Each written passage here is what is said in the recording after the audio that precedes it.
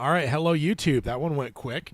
Sometimes it spins there for a second. Other times, apparently, it just goes within like 2 seconds of clicking it. So, welcome to the second. Wait. Did you bribe someone at North Central Positronics, or?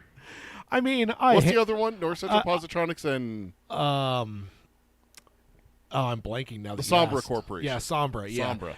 I mean, I welcome our new robot overlords, sir. I've been using more ChatGPT, and I make sure to say please and thank you. I even gave it a nickname. I found out that I could do that. So you know that the only reason I say please and thank you, because the CEO of them said that it's costing them millions of dollars because people are saying please and thank you as separate tabs. Oh my god! So the responses to the that, the computations. Oh, no. So he's like, please quit saying please and thank you to it. I'm like, well, now I'm going to double my pleases and thank yous. So please, can you do this? And then wait a second, and then say please in a separate message. Yes, we have that on film. That Tad's evil. Welcome to the 26th book club for Wizard and Glass. And what do we decide? This is now where we've surpassed all of Yeah, we tied Wastelands last episode. Last book club. And the first two, of course, are too short. They didn't come anywhere near this close. This length. But so we are now in uncharted territory for book clubs. This is officially the longest book club. So let's I just realized I didn't do my calculations, so maybe at some point when you're covering your section I'll have to do that on the slide. The first section of mine is the longest one I have, so. All right, so let's go ahead and hit the intro and get started with the episode. The Dark Tower by Stephen King. The man in black fled across the desert, and the gunslinger followed. Go then. There are other worlds than these. Death, but not for you, gunslinger. It's time we had our own palaver, I think, and it's going to take a while. And yet, dauntless, the slug horn to my lips I set, and blew. Child Roland to the Dark Tower came. We are content, one from many. Let the palaver begin.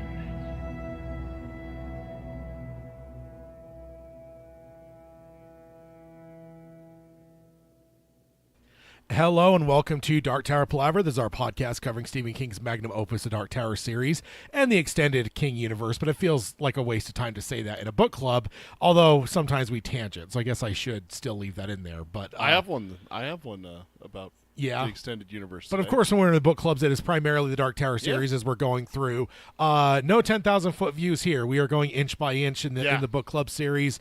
We were just discussing it before the podcast side of it started, that we are now in uncharted territories. This is now the biggest, the highest number of episodes for a book club so far. Yep.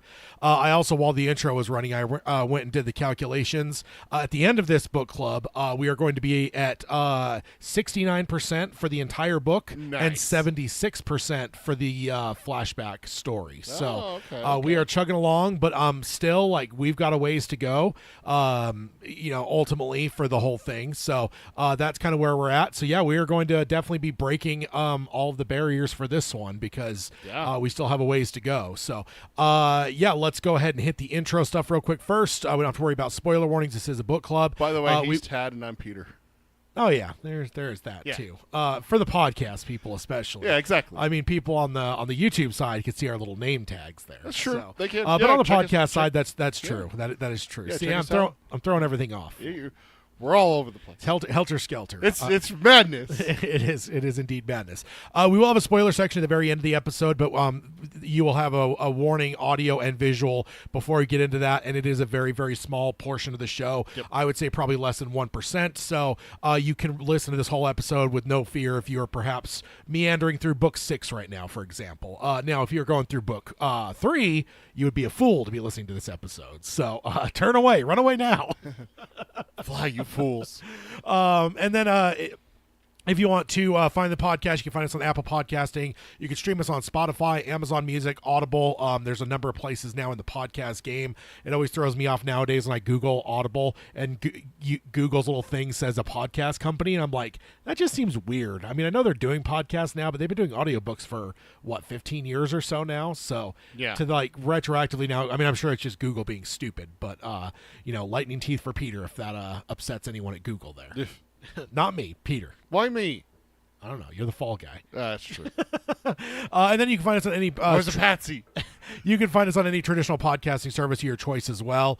If you want to subscribe, rate, and review us on any of those services, we'd appreciate that. And then if you want to join us live here on YouTube, we come to these episodes every fortnight over here at youtube.com/darktowerpalaver. And then if you want to like, subscribe, ring the bell for notifications. We've mentioned it on our last episode. We can mention it here as well. We did adjust our June episodes. Both June episodes have shifted back a week. So basically, we're going to have 3 weeks between this episode and next. Yep. And then there will only be one episode between the second June one and the first July one. Yep. So just know that. But if you have your notification bells turned on, you will notice no bells in a fortnight from today. And then a week after that, you will see notification bells for us going live for the next roundtable. So then if you want to find the show notes, you can do that at darktowerpalaver.com. We don't really have show notes for the book club episodes, but that is kind of the central hub for all things Dark Tower Palaver. You can find all the links that that Peter's going to share in a minute. You can find our March Insanity stuff, our archive there, plus all of our show notes pretty much going back to the beginning. All that's over there at darktowerpalaver.com. If you want to support the show, you can do that at patreon.com/darktowerpalaver. With that, at any level, you get access to our Discord server where you can chat with us all the time. We do monthly hangouts that are exclusive to Patreon. And at the highest level, you can co-host a show with us. Then if you want to contact the show, you can do that in a number of ways that Peter can let you know. Best way is email. It's show@darktowerpalaver.com. And you can email us during the book clubs as well. I know we throw that out every now and then. Yeah. If you have a particular thing you want to talk about that's in the area that we're about to discuss or we are discussing or we just discussed, send it our way. Yeah. Like Ermont obituaries. Yeah, or haikus. Just put in the subject line book club discussion. That way Tad knows when he goes through it. Yeah. And then you can find us on Threads, Instagram. It's Dark Tower Palaver, all one word, no spaces. We have a Blue Sky account. It's at darktowerpalaver.bsky.social. We're still on Twitter. It's at darktowerpod. That's at darktowerpod. And then facebook.com/darktowerpalaver to find us there. And then go to tpublic.com/user/darktowerpalaver. You can pick yourself up some merch. Get yourself a #TadIsTerrible t-shirt, sticker, pillow. You can also do the alternate logo that's, just the boring Dark Tower Palaver and everything. The non-slanderous logo.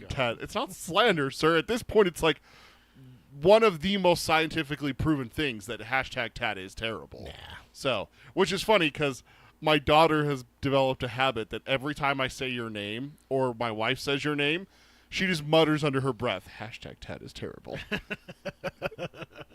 It's just becoming a thing for her. I'm not gonna lie, I love it. I love the spirit of it. So slander is in the genes. It runs in my blood. Oh man! All right. So last episode, I know that we had the meeting. Oh, I just went back and looked. We had the meeting in the graveyard. Yeah, where we basically heard Roland. We heard Roland's whole plan. Yes. The boys didn't know it either. I mean, Susan pretty much knew nothing. And the boys didn't really know, and that was brought up a few episodes back. But we as readers didn't know either what the hell Roland's plan was. But now we kind of have it laid bare. We also had the Coffin Hunters meeting, including Coral Thorin, which is now in the mix, which sounds like they are going to be killing a number of high-ranking individuals in the town. That was the episode before, actually. This last episode, we had the meeting in the graveyard. Then we had the flashback to where Steven tells the boys to watch out for Merlin's rainbow, particularly the pink one. Oh, that's true. We spent almost the entire episode last time in the graveyard. The entire episode except for when Roland takes Susan back to Seafront, and we have the little meeting with those two under the demon moon. Cause yes. It always reminds me because you wish that we had a moon that had a face that would change and everything. That'd be real fun. That's what I always remember about this with you. Yeah, that'd be fun. So that's where we left off. But ultimately, we did end up finding out though that the Coffin Hunters are going to move the day before Reap. Yes. Where Roland believes everything's going down on Reap. So our boys are slightly in trouble here. We also had Sheemie being told that Sheemie'd be brought into the mix. Yep. Cuthbert's not super happy about it, but But when they didn't talk particulars about that section of the plan, but Cuthbert did end up agreeing with it, and that it should be him or Susan is the one that talks. And that they're going to be very careful with how they use him, and they're going to bring him with them. Yes, so it'll be 6 of them instead of 5. Yeah.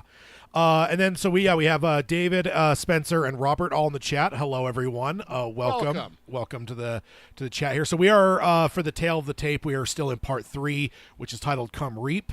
As I've explained most of the times here, the parts 2 and part 3 both had 10 chapters, and we are now moving into chapter 6 of "Come Reap." So we're about 60% of the way through this chunk.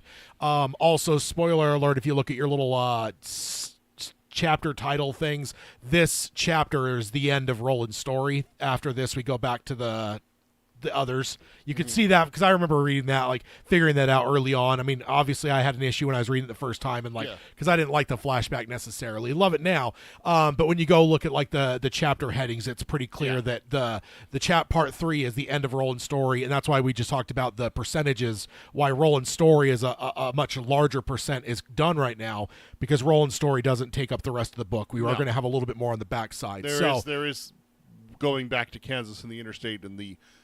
Not the original quartet, but the current quartet with Eddie, Jake, Susanna, and Oi. Yes, indeed. So we are, like I said, we're about 60. I mean, we're going to actually get through about halfway, or a little over half, maybe 2/3 of chapter 6 in this episode. And then we'll be like on the next episode after that, we'll finish off chapter 6 and go into chapter 7. We're no longer going to have neat fitting episodes in the chapters, but that's kind of how we're chugging along though. So yeah, Roland's story is it's coming to a head here. It sure seems like the plans are all set. I feel like we as readers know a lot. I won't say we know everything, but we know a lot. And they were talking about the Coffin Hunters were talking about who they're gonna murder and blame the boys for. We know the mayor and the chancellor for sure are getting offed. And the boys are going to get blamed for it, and that's what you were talking about. The day before is when they're going to move on. On the boys. So yes, indeed. So yeah, all the plans are in place on both sides, and now it seems like we're pretty much the roller coaster is set. And now we're on it, and it is ramping up to that big hill, that biggest hill of the whole thing here. Yep, it's about to blow. All right, and then this is chapter 6, which is titled "Closing the Year." So that's very ominous, since we've also been tracking time throughout this whole story. So it seems like, again, we're running out of time. And it's been tracking to Reap. That's always been the thing, is like how many months until Reap, how many weeks until Reap, and now we're down to how many days until Reap. Yeah, indeed. So, yeah, that's where we're at. Subchapter 1. So now comes to Mejis Fin de Año, known towards the center of Midworld as Closing the Year. We just talked about that. It has come 1,000 times, or maybe tens of thousands, or maybe hundreds of thousands of times before. No one can tell for sure. The world has moved on, and time is strange. In Mejis, they're saying time is a face on the water. In the fields, the last of the potatoes are picked by folks wearing their heaviest serapes, and they also wear gloves, so kind of like winterizing themselves. The wind is firmly blowing east to west and blows hard. The smell of salt is in the chilly air. It kind of smells like tears. The harvesters are working cheerfully, thinking about things they will do and capers they will cut at the reaping fair. But still, they feel the old autumn sadness in the wind. It's like it is the going of the year, like water in a stream. It's just flowing. They do not speak of it, though. In the orchards, the highest of the apples are picked by laughing young men. With the high winds, these apples belong solely to them. They bob up and down like crow's nest lookouts. Above them in the sky, geese fly south, calling their rusty adieu. The small fishing boats are pulled from the water. Their owners scrape and paint the holes. The owners while they do this are stripped to the waist, despite the cold, and then they sing. And I took the song. I don't remember the way the tune is sung in the audiobook, but I'm just gonna. But it's not really spelled out in the novel either. In the novel, so that would have been yeah. That would have been decided by the narrator how he interpreted it, right? Like King doesn't give musical notes, so we ultimately don't know. So I'm just going to read it. I'm not going to try and sing anything here. It says no more buttons. No more buttons for me. I've already given you a couple. I am the man of the bright blue sea. All I see, all I see. I am a man of the Barony. All I see is Mino. I am a man of the bright blue bay. All I say, all I say. Until my nets are full, I stay. All I say is fino. And for some of the little boat owners, the cask of graf is tossed from dock to dock. On the bay, only the large boats now remain, circling their nets dropped in the water.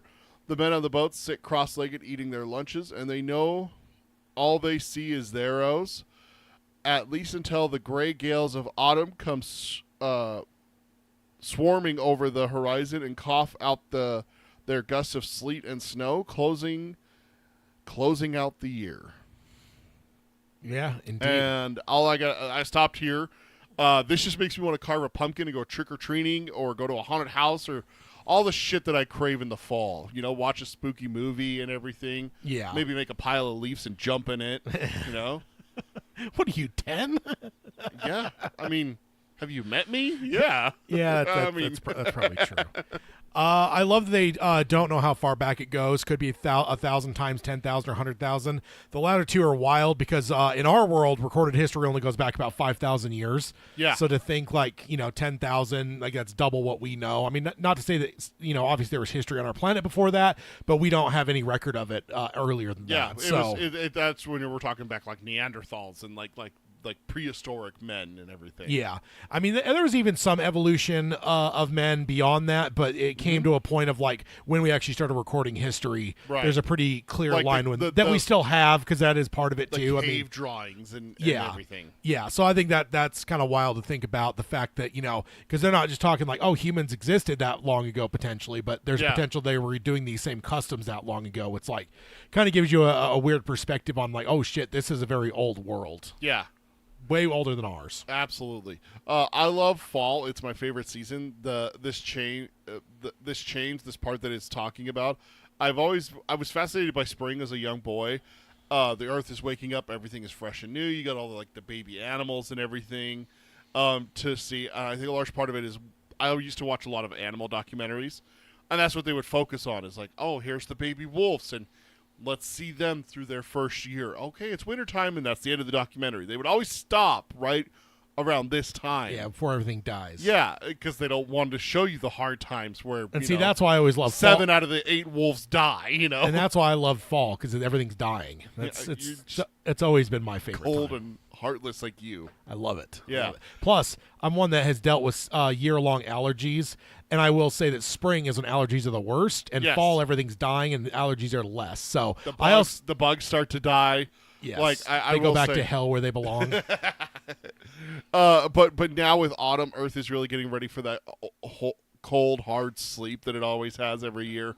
I don't know why, but I find it more attractive and wondrous than spring now, seeing all the changes, the leaves are falling and everything. And then I will say it does not exactly break my heart when I see a wasp laying on the ground, frozen, stuck in frost for that first time. It's Yeah. Yeah, no, it's true. It is definitely true. And then my note here, and I think the harvest element is something that is alien to so many of us nowadays. So many of us are just so far removed from the agricultural backgrounds of humanity that we just don't understand this almost end of shift that this would have been for the year, right? Yeah. People will work hard from pretty much the moment the soil softened, all the way through this reap or harvest time. People work their entire year backbreaking labor to basically get up to this point, and then now it's a matter of this is almost the end of your work shift, because now it's a matter of tuckering away yourself for the winter. Everything that you harvested, you store what you can to survive through the winter, and then so it's it's I don't know, batten down the hatches. Yeah. So I think we've kind of lost sight of that a little bit. For us, it's a much different. I mean, I know that we still have we have some listeners that still live in rural areas, and I'm sure there's some element of that. But it's I don't know. I think that there's I don't know, and I think that's where the celebratory element of Thanksgiving your, reap in this world come from, is the fact of like, it is kind of the end of the it's like when you go grab a beer after work, right? Yeah. There's a relaxation element of like, hey, the workday's over, time to let off some steam, maybe have a good meal. One that all of us would have experienced ourselves is that joy you feel on that last day of school. Yeah. It's like, but for the stark contrast is obviously it's like polar opposites.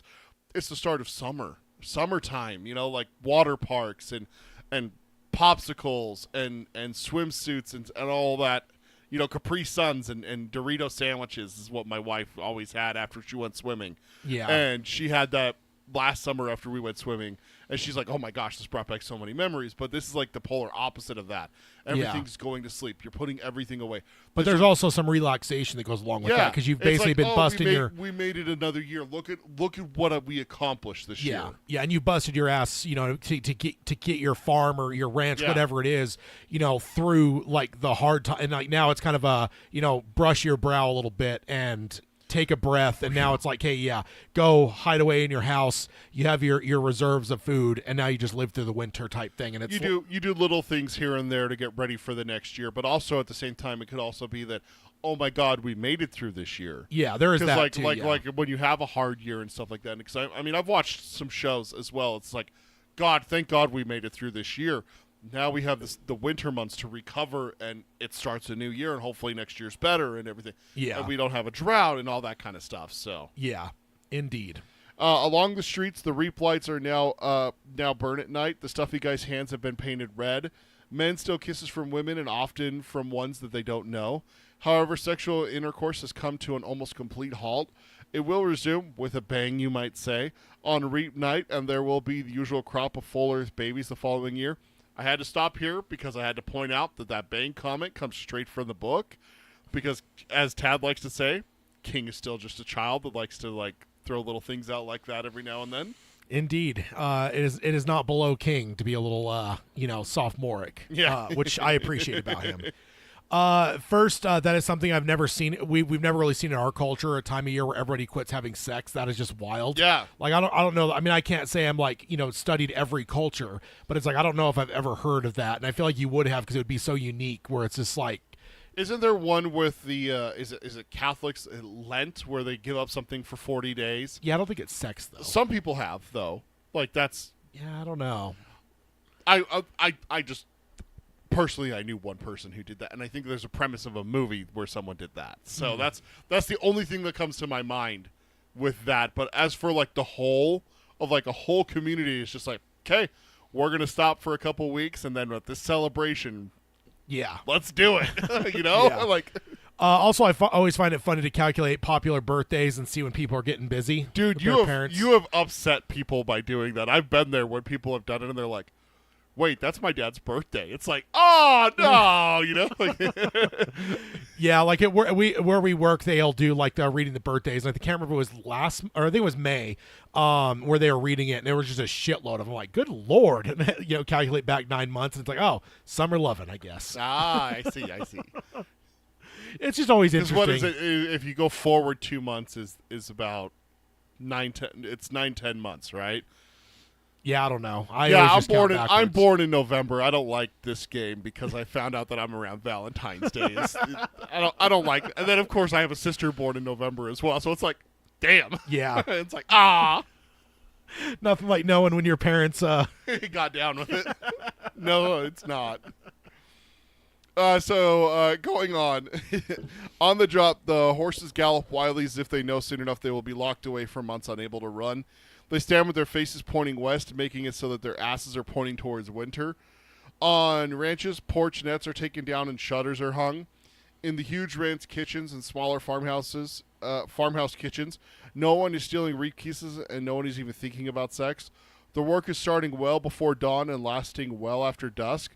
The smell of apples and beets and beans and sharp-root and curing strips of meat is strong. The women work ceaselessly all day. Zombie walk to bed, where they lie like corpses until the next dark morning comes. So here I had a question for you.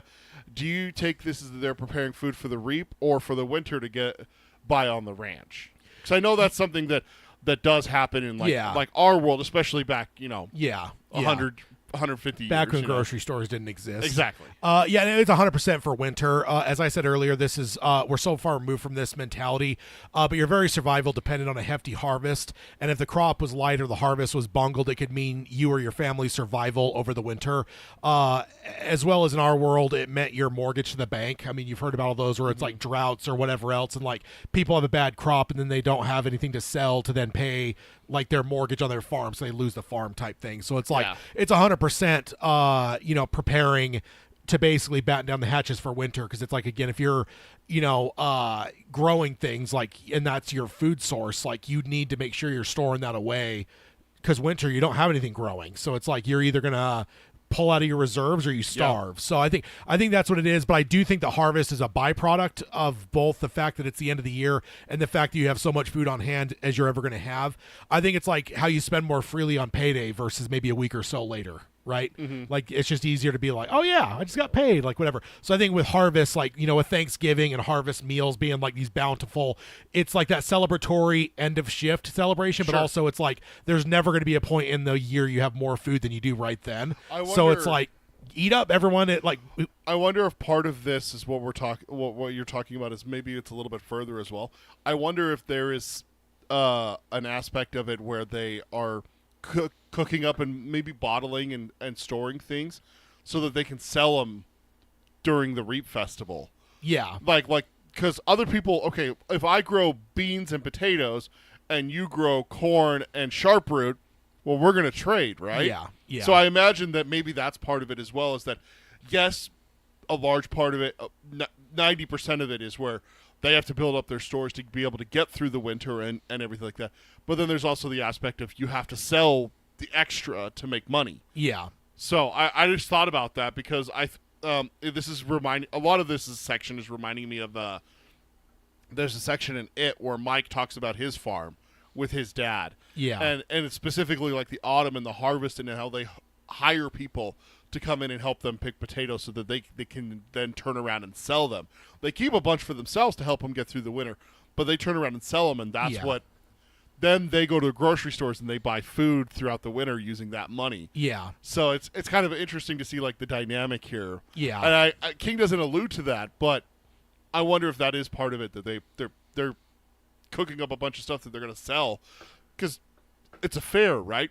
You have like a shop portion of it. Yeah. Where it's like, oh yeah, we should go down and pick up some yams, which I think is what sharproot is supposed to be, right? I don't know. Never really like goes into it, right? Yeah. I'm not sure. I don't know. I don't like yams, so. Yeah. Also, now that this explains it more broadly, the celibacy thing makes sense. It's not a custom thing for the sake of being a custom or part of some superstition. It likely started strictly as a practical thing of working yourself so hard you literally have no energy for anything but like working and sleeping. And then likely from that, you then evolve into the point where it becomes like a cultural thing, right? So that makes a lot more sense as you go like a few more paragraphs down and realize like, oh yeah, suddenly like the celibacy thing, like you could almost like the way sociologists and stuff and archaeologists look at how like customs like come to be, you can almost reverse engineer this and go, oh, that's exactly why there's this celibacy thing here, is because everyone's dog tired, and then eventually it gets to a point where it's like, oh, we're all tired, we're not doing it anyway, and it becomes just a thing that anyone does. Because like, are you telling me that like non-farmers couldn't have sex? They're not working that hard. And like like the guy who runs the mercantile store. Yeah, and then we're going to find here in another paragraph or two that like the sex workers are hard up. And it's like, so you telling me that like, so like I do think that it starts as like because everyone's so tired. The bachelor ranch hand is not going to go get some. Yeah, exactly. So I think what happens is then it becomes a custom. Yeah. From like the like what starts it, then it becomes a custom, and now everyone kind of abides by it type thing. So it's kind of cool, and I love this world building stuff by King, because it feels natural, and you can almost see the evolution of how it got to where it got. Like there was something that I saw recently where I think it was Neil deGrasse Tyson was talking about the bubonic plague and how people with cats didn't get sick. Yeah. But who mostly had cats were women. Yeah. And so how were they able to avoid the plague? Well, they were witches. Yeah. That's like the evolution of that, and that's how the cat became a symbolic just a creature for a witch. Yeah. A witch's pet, It's like, Yeah. that's how it happened. It's by osmosis kind of thing, and that's what you're talking about here. Is like, it just kind of like, after 500 years, it's like, well, yeah, we don't have sex. Why? It's rape time. We're not supposed to. Yeah, exactly. Yeah. But really, like, I mean, when you think about it, like, where was the technology for them to plant, harvest, ranch, and all that stuff 1,000 years ago? Like, how harder must it have been back then versus what we have here in Mejis? Yeah. Because that's the thing. Nowadays, it's like hop on a tractor and down your cornfield in 3 hours. Yeah. Go in and you have machines that sort it and everything like that. It's still hard work, but is it as hard as when you used to have to go hand pick everything 70, 80 years ago? Yeah. It's a little bit different, right? Yeah, indeed. So going on, leaves are burned in town yards, and as the weeks go by, more and more stuffy guys are thrown on the pyres with them. In the fields, they burn corn shocks, and often stuffy guys join them. The men stand around the fires not talking and thinking to themselves that the terrible old ways and unspeakable old gods are propitiated. I even looked up that word earlier to make sure that I knew how to sound it out right. That's a fun word. I still forgot it. By the burning of stuffy guys, but they know well enough. From time to time, one of them mutters under his breath, "Char you tree." They're closing the year. In the streets, firecrackers and sometimes even bigger big bangs go off, always echoed by the laughter of children.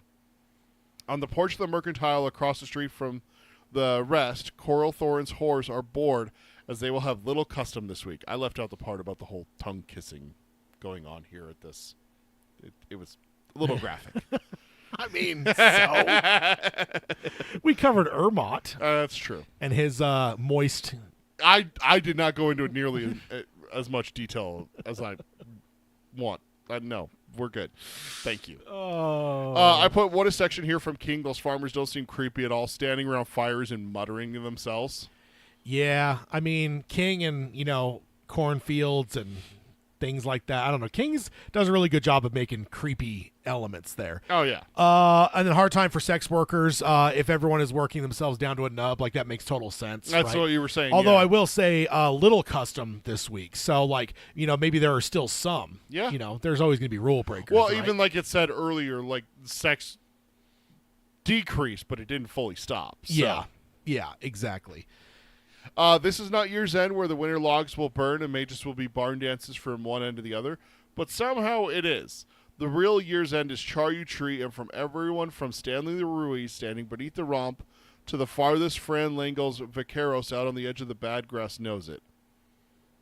There is a kind of echo in the air, a yearning in the blood for other places and a loneliness in the heart that sings like the wind. Because this year is different. A sense of wrongness that no one can quite voice. Folks who have never had a nightmare in their whole life will wake up screaming. Men who never fight are not only getting into them, but they're starting them. Boys who have had dreams of running away are not just talking anymore, and most are not coming back after one night of sleeping rough. And I just... Again, paused here. What a way to build the sense of how the town is really feeling. On the surface, it looks happy and joyful for Reap is coming. But underneath, we have fights, nightmares, children's running away. It's just like, that's not good. Things are wrong here. Sounds like fun to me. Of course you would.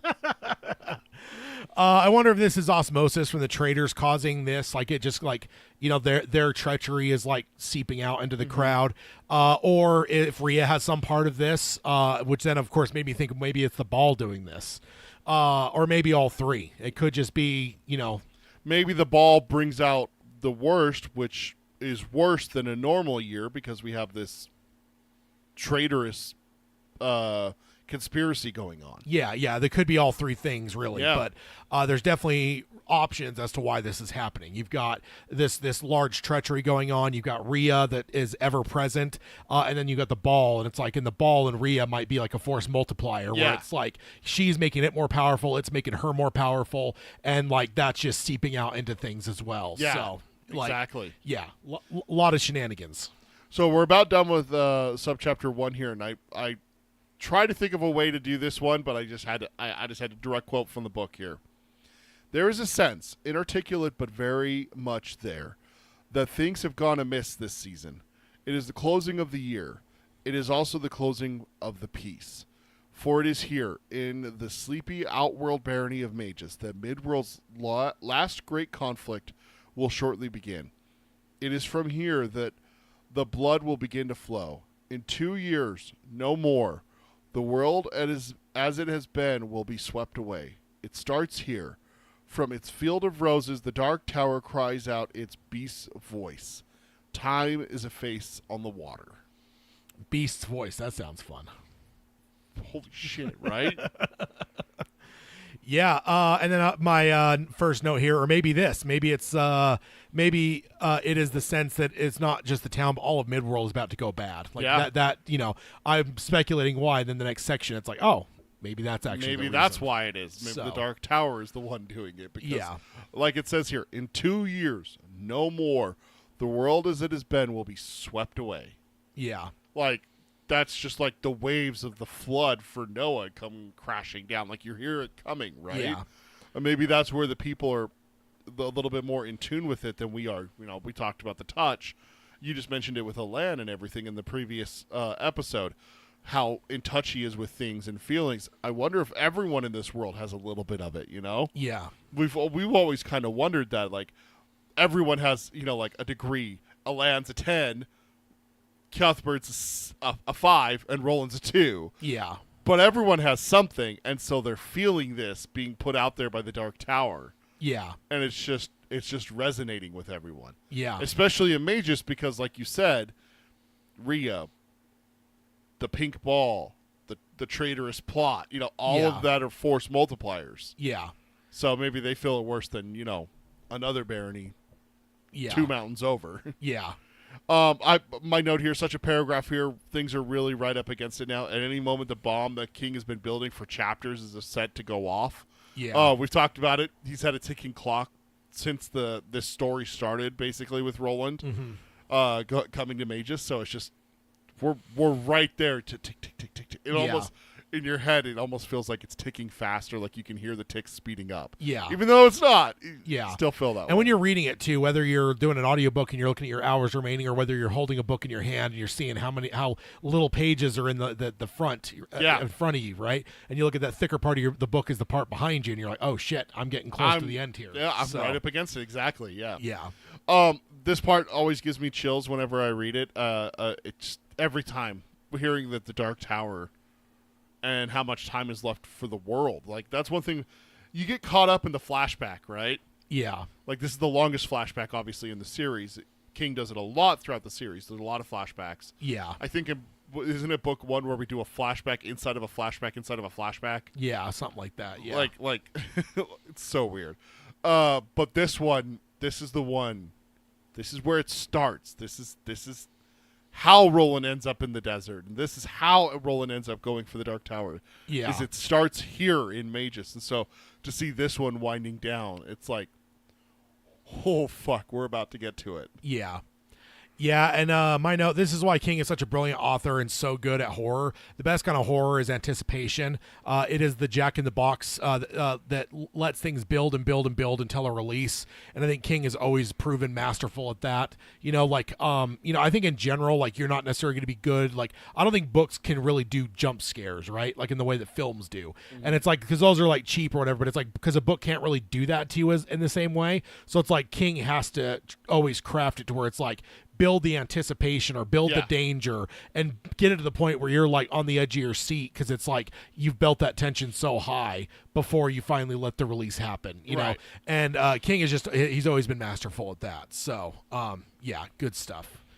All right, moving over to subchapter 2, Coral Thorin. That's a fun one to jump into here, which we've already know now that she's fully involved in the conspiracy.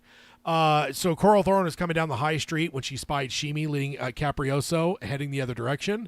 The boy was singing Careless Love in a high and sweet voice and was moving slowly.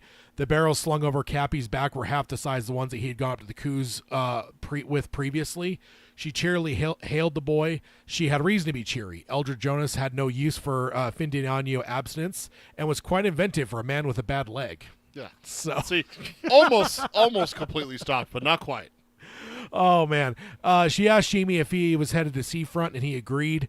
And said that that he had the graph that they asked for, and there were tons of parties coming for Reap Fair, and people danced a lot, got hot, and needed a drink to cool off. He then complimented her look, saying her cheeks are rosy. She thanked him and told him not to linger. She watched after him and smiled. She did not know about dancing, but she thought this year's reaping would be very hot indeed. Do we have a dun dun dun button? I was just thinking that almost seems like a button that we should have. Yeah, right. I remember the feeling unsettled that Sheemie was happy and singing. Not sure why, but I just expected to be ruined, and I suspected that Coral would be the one that would do it, but turns out she didn't. Thank God. But I don't know why. He's no Jake, but it sure seems like Sheemie has been abused a bit in this book. So we do see that Coral actually does kind of care for the boy. Because when Rhea sends Musty down with the note, she's like, yeah, I'm not sending him up tonight. I'm not doing that to him. Yeah. So she at least thinks of him as like a person, I guess, versus just, go deliver to the Rhea. I don't care if it gets dark. She doesn't seem like she's that heartless. Yeah. But then at the same time, a couple episodes ago, we saw her be like, yeah, my brother's going to be dead. Yeah. And she's the first one to say it. Yeah, even Reynolds and DePape were taking it back that she was the one saying it, not, who was it there? Latigo and Jonas. Neither one of them were saying it. It was Coral. Yeah. And so that's why they were both just like, what the fuck? Yeah. Yeah, indeed. I'm not going to lie. Sheemie had me worried the first time I read this. I thought he wouldn't. I know he wouldn't betray the group on purpose, but letting something slip in a meeting like this, a chance meeting with Coral, what are you doing? Oh, I'm gonna go empty these barrels and meet Susan. Oops, we've worried about him. I think I've given up worrying about him at this point, just because after the letter Cordelia stuff, he held his own there, and so it's kind of I think later in the episode somewhere I refer to Tom Cullen as an example. Yeah. And I think that Tom Cullen's the same way. You can't really underestimate him. You think that he might be a liability, but he actually is a strength. And I think Sheemie's a lot the same way. And I think that after the Cordelia episode, I'm not sure that I ever have any doubt with him at this point. Yeah. Now before that, I was just biting my nails every time he was being made aware of certain things. I'm like, is he Rhea just gonna... gives him the note and you're just like, oh fuck. Yeah, exactly. So I don't know. I guess I'm not worried about him at this point as I was reading this the first time. Yeah. And then Coral and Eldred Jonas. No, we don't want to think about it.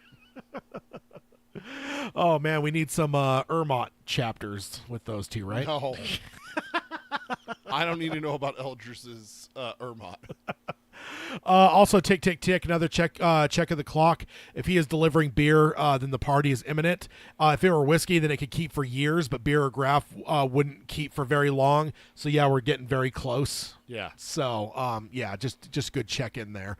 And then also, what an ominous thing to end the subchapter with. We know she is totally tied to the conspiracy, which has to do with framing our boys. So talking about what is it? The reaping would be very hot indeed. Yeah, I don't like that. I don't like that. No, that doesn't sound fun to me. No, not at all. So that takes us into subchapter 3. That was a long chapter there, Ted. I'm glad you got through it. Miguel met Sheemie at Seafront's archway and gave him a look that he reserved for lower orders, one of lofty contempt. He pulled the cork from the first barrel and then the other. The first one he only sniffed. The second one he stuck his thumb in and then sucked it thoughtfully. And his cheeks hollowed inward and his toothless old mouth working, he looked like an ancient bearded baby. Tasty, ain't it, Sheemie says. Tasty as a pasty. Ain't it good, old Miguel, who's been here 1,000 years? Sheemie asked. Miguel, still sucking his thumb, favors Sheemie with a sour look. Andale, he says. Andale, simpleton. So, Sheemie seems like the type that say things and not realize they can be mean or taken wrong. Yeah. Like this right here. I know, yeah. Now, here's the question that just hit me, so I put it in my notes. But we just talked about how Sheemie's been really good about controlling himself. So is he doing this on purpose? Kind of makes you wonder. He's able to hold some of life and death secrets complete and getting grilled too. And he wasn't even coach for the Cordelia one. No. That was him just on his toes. And I'm and I would say there's okay, when you say the Cordelia one, are you talking about the note that was supposed to go to her or the beekeeper one? The flowers, yeah. Yeah, the flowers. Because that's the first one that we really saw him I mean, she's like, there was no note. Don't tell her who it's from. Yeah, exactly. So, and like just that, he was able to just like kind of roll with the punches there and not be the one that exposed anything. So I think at that point, I don't know. And it just makes me wonder, so if he's that reliable for all this other stuff, are some of these things just him like getting a thumb in there? He's using the slowness to be able to be like, fuck you, to the guy. Exactly. You can't get mad at me. I'm just a slow little simple. And, yeah, I've never thought about that till just now, but it's like, honestly, we were just singing his praises for how good he is at like not slipping of the tongue. Yeah. And then here we go and seeing this, and it's like, okay, wait a minute. No, it can't be both. Yeah. So it's like, I wonder if he is literally just like sticking it to people. But again, they would. It's one of those things. They can't do anything. Yeah, He's simple. Yeah, exactly. And they're not even going to necessarily see like the ill will in it. They're going to assume it's just because he is simple, right? Because they're not seeing all that we've seen of him keeping secrets. So they're just going to take him at face value. They're underestimating him, and they're just assuming that like, oh yeah, he just says stupid things because he's a simpleton. Like that's how they would view it. So it almost gives him, that's just Sheemie. Yeah, and it gives him cover. So it's like, Billy Summers comes to mind. Yeah, the stupid self that we just covered on the Patreon show. Yeah, exactly. We reread that. It kind of reminds me of that a little bit. Where if you portray yourself as more dumb, people are going to underestimate you and potentially reveal more to you than they should, which gives you an advantage. I don't necessarily think that Sheemie's goes that deep, but I do kind of wonder if like, because he is able to control his tongue so well with like Susan's secrets, Roland, like there's a lot of stuff that he could destroy everything. I was gonna say the beekeeper one, the flowers one. I always kind of wondered if like the netting over Cordelia really kind of flushed his mind. But you make a good point, because Roland's secrets and Susan's secrets, he helped them for the large part of their secret affair and everything. Exactly. So even if we discount the one with the flowers, with the note and everything, there's still all those other ones that you're talking about. That you make a very good point. Yeah. And then also the note from Rhea, the fact that he just sat there wandering the high street, knowing that he couldn't deliver this note, and he didn't know what to do, and then he by chance ran into Cuthbert. Luckily saved his ass, but I wonder what would have happened if he had been out there for much longer, if someone else would have stumbled across him, Yeah, exactly. But he still had the thought to not do it. So good on Sheemie, though, because if he is just thumbing the eye of people a little bit with some of his things, because he has the ultimate cover. They're just gonna be, he's a simpleton. He just says things that like, it's kind of like really young kids have a tendency to say just brutal things sometimes, where it's just like, because they don't, you can't get mad at them. Yeah, because they don't understand like the social like norms, and they don't understand that things they say sometimes are uncouth. They're just speaking 100% truthfully, right? Yeah, mommy's trying not to look fat, but mommy, you are fat. Like things like that. Exactly. So people just assume that's him. So I'm like, good on Sheemie though, because if he is just thumbing his finger in the eye of people just to like say fuck you type thing in his own way, like good on Sheemie. Yeah, I like that.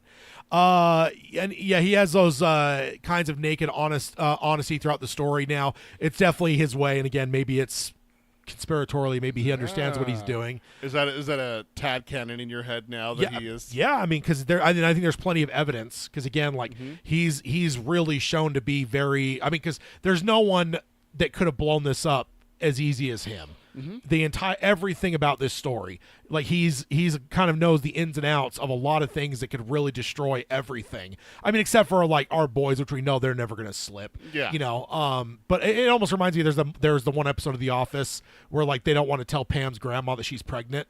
And they're like worried to hell that it's going to be Michael, but then Jim ends up being the one to do it. So it would almost be funny if King would have made one of the boys slip somehow, right? And you expect it to be Sheemie, but it ends up not being. It ends up being Alain. It's like, wait, Cuthbert or Roland, like even, but you, that kind of thing. Yeah. So good on Sheemie. He's great. I love him.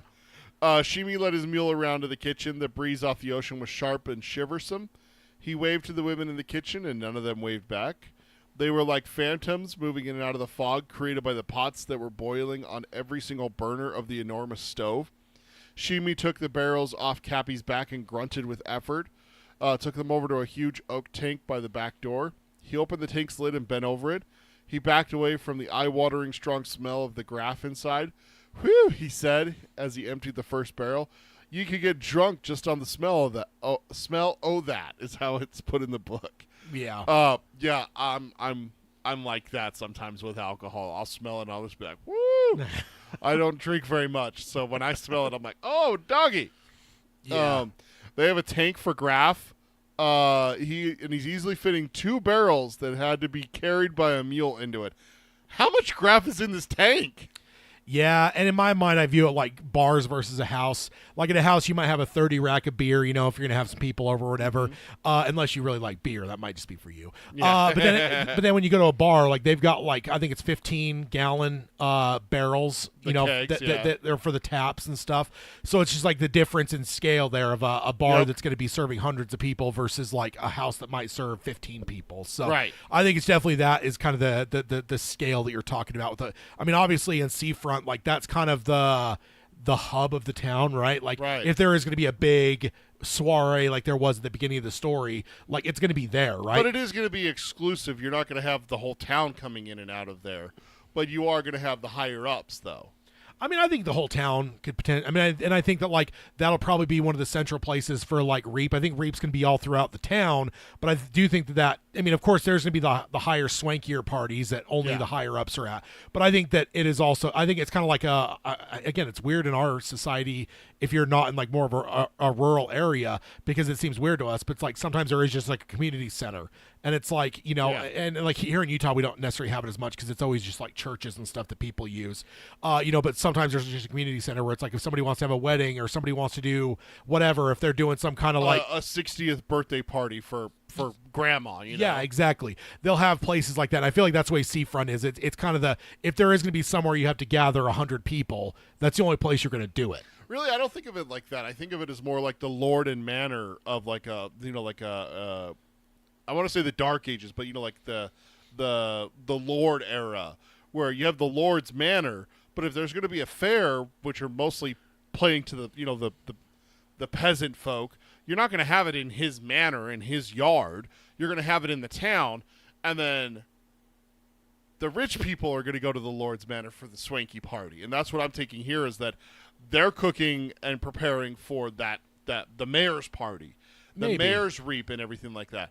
And there's the festival because they talk about like Susan wearing the outfits and being the reap lad and gal. Yeah, that's down in the town. That's not at Seafront. But if that's like the main thing for reap, shouldn't it be at Seafront though? If it's like the center of the party, I think it's more the town is the center of party. No, but I think I guess the way I would view it is Seafront is where people are going to go get their food and drinks and shit like that, and then they disperse out into the town. Not to say there isn't food and drinks elsewhere, but I feel like that's kind of the communal center of things. Now, yes, swankier parties will happen, but I do think it'll be open to everyone on events like this. Like I don't think that like a field hand couldn't go into Seafront on this day. Now, of course, they couldn't have gone to like the welcome dinner for the boys because that was an invite only. Yeah, that was an invite only. But like when it's a big communal thing, I guess the way I view it, and I don't know, we don't really have evidence one way or the other. Yeah, I feel like it's kind of just open for all people, and that's like where maybe there's like whatever. Because I guess in my mind too, I don't necessarily view graf as something that high end people would drink. I feel like that's a little bit more like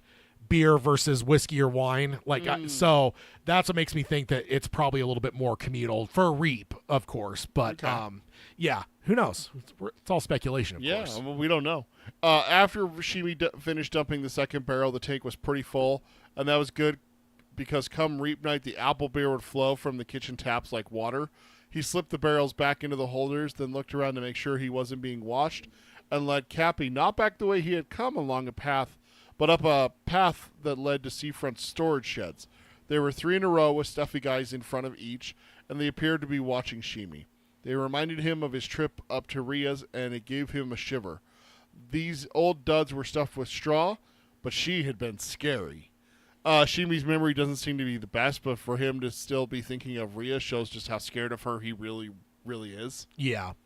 Yeah, and then my note here, child's mind seems to vividly remember fear more than any other emotion.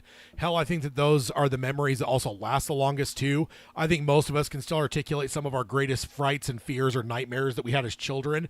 Not to say that we don't remember some good stuff, but I feel like those tend to be a little bit more vague. Whereas, like, I bet you there's at least one nightmare that you had as a child that you could tell to me pretty distinctly, versus, like, if you were to, like, think back on some like really great summer day you had with some friends, like I bet there's a lot about that day you couldn't tell me, right? Yeah. There's a lot of like the details. Yeah, like the edges are fuzzy on that. But it's like the whatever nightmare that absolutely tormented you, you could probably tell me every gory detail, and this is what 30-something years past when that happened. Yeah. So like there's something about fear that just sticks with us. And I don't know, that could be an evolutionary thing, you know, where it's like if fear is there, maybe you're in danger, so remember that so you don't do it again or so. I don't know, but Yeah, no, you're right. fear sticks around, that's for sure. It's Halloween. Everyone's entitled to one good scare. Yeah, ask your wife about clowns. Exactly. For example. Yeah. So Sheemie calls out to Susan, and the door of the middle shed opens. She calls for him to come inside and to bring the mule and to hurry up. He led Cappy into the shed, which smelled of beans and straw and something sharper. Fireworks, he thought. Shooting powder, too. Susan, who had spent the morning enduring her final fitting, was dressed in a silk wrapper with large leather boots. Her hair was done up in curling papers of bright blue and red. Sheemie tittered, and he said she looked quite amusing. She says, yes, she is a picture for an artist to paint, but they have to hurry because she has 20 minutes before she is missed, lest if the horny old goat is looking for her. Gross. So they need to be quick. I love it when King can stop you dead in your tracks. It's just It is gross. It really is, but still, it's hilarious to me. I know it is. They lifted the barrels from Cappy's back, and she pried the top one off with a horse bit from her pocket. And then she tossed the bit to Sheemie, and as he pried open the other one, the smell of graf filled the shed. She said, here, and tossed him a cloth. Dry the inside as well as you can, she says. It doesn't have to be perfect. They are wrapped. As they wrapped the inside of the barrel, she kept glancing nervously at the door. She said, good, now there are two kinds, and I'm sure they won't be missed. There is enough here to blow up half the world. That's my kind of 4th of July. That's right. Now, I am mad that we as a society have never allowed fireworks to really permeate to the later parts of the year. Like I feel like we do the 4th of July, but like especially here in Utah because we get so dry in the summer, like there's always fire danger nowadays. Like why the fuck aren't we lighting fireworks like for like New Year's or Christmas or somewhere late in the year when there's like, dude, the ground zero the ground is completely covered in snow and water and it's wet. Like there's gonna be no wildfires. I know one reason why. It's because no one wants to go outside in the middle of fucking winter, Tad. Yeah, for fireworks, I would do it. Especially as you would. My wife wouldn't. My daughter wouldn't. They want to stay inside. And they do fireworks for New Year's. Kinda. I mean, there's fireworks shows all over when they, like New Year's Eve when they drop the ball in New York and everything. Yeah, but we don't do it like here. No, we don't. They sell them in the because stores. It's cold here. We don't want to go outside, Tad. It's cold in New York too. Not as cold as here. Oh, it's cold up there. No. Plus, they're right by the water, so it gets. The humidity actually helps it not be as cold, feel as cold. I don't know about that. Yeah. The one time I've been in humidity, it was the coldest I've ever felt in my life. No, when I went back to like Nebraska at one point, like between Christmas and New Year, Christmas and New Year's, and dude, I ended up at one point had like 8 t-shirts on, a hoodie, and then a pea coat, and the wind just blew and it just cut through every fucking layer and just into my bones. Like I was just like, and the only thing different, it's that wind. The only thing that was different was the humidity. That's the only thing that was different from here and there. See, that's the open land. That wind had momentum. It'd come down off the Rockies and cut all the way across Colorado into Nebraska. That's what it was. It was probably that Hemingford home that was giving me the creeps. That's what it was. You just creeped out by being in Nebraska. I mean, I prefer Nevada personally, but it's true. Susan goes to the back of the shed and she comes back with her arms full of wrapped packages. She said these were the big ones. He stored these in one of the barrels.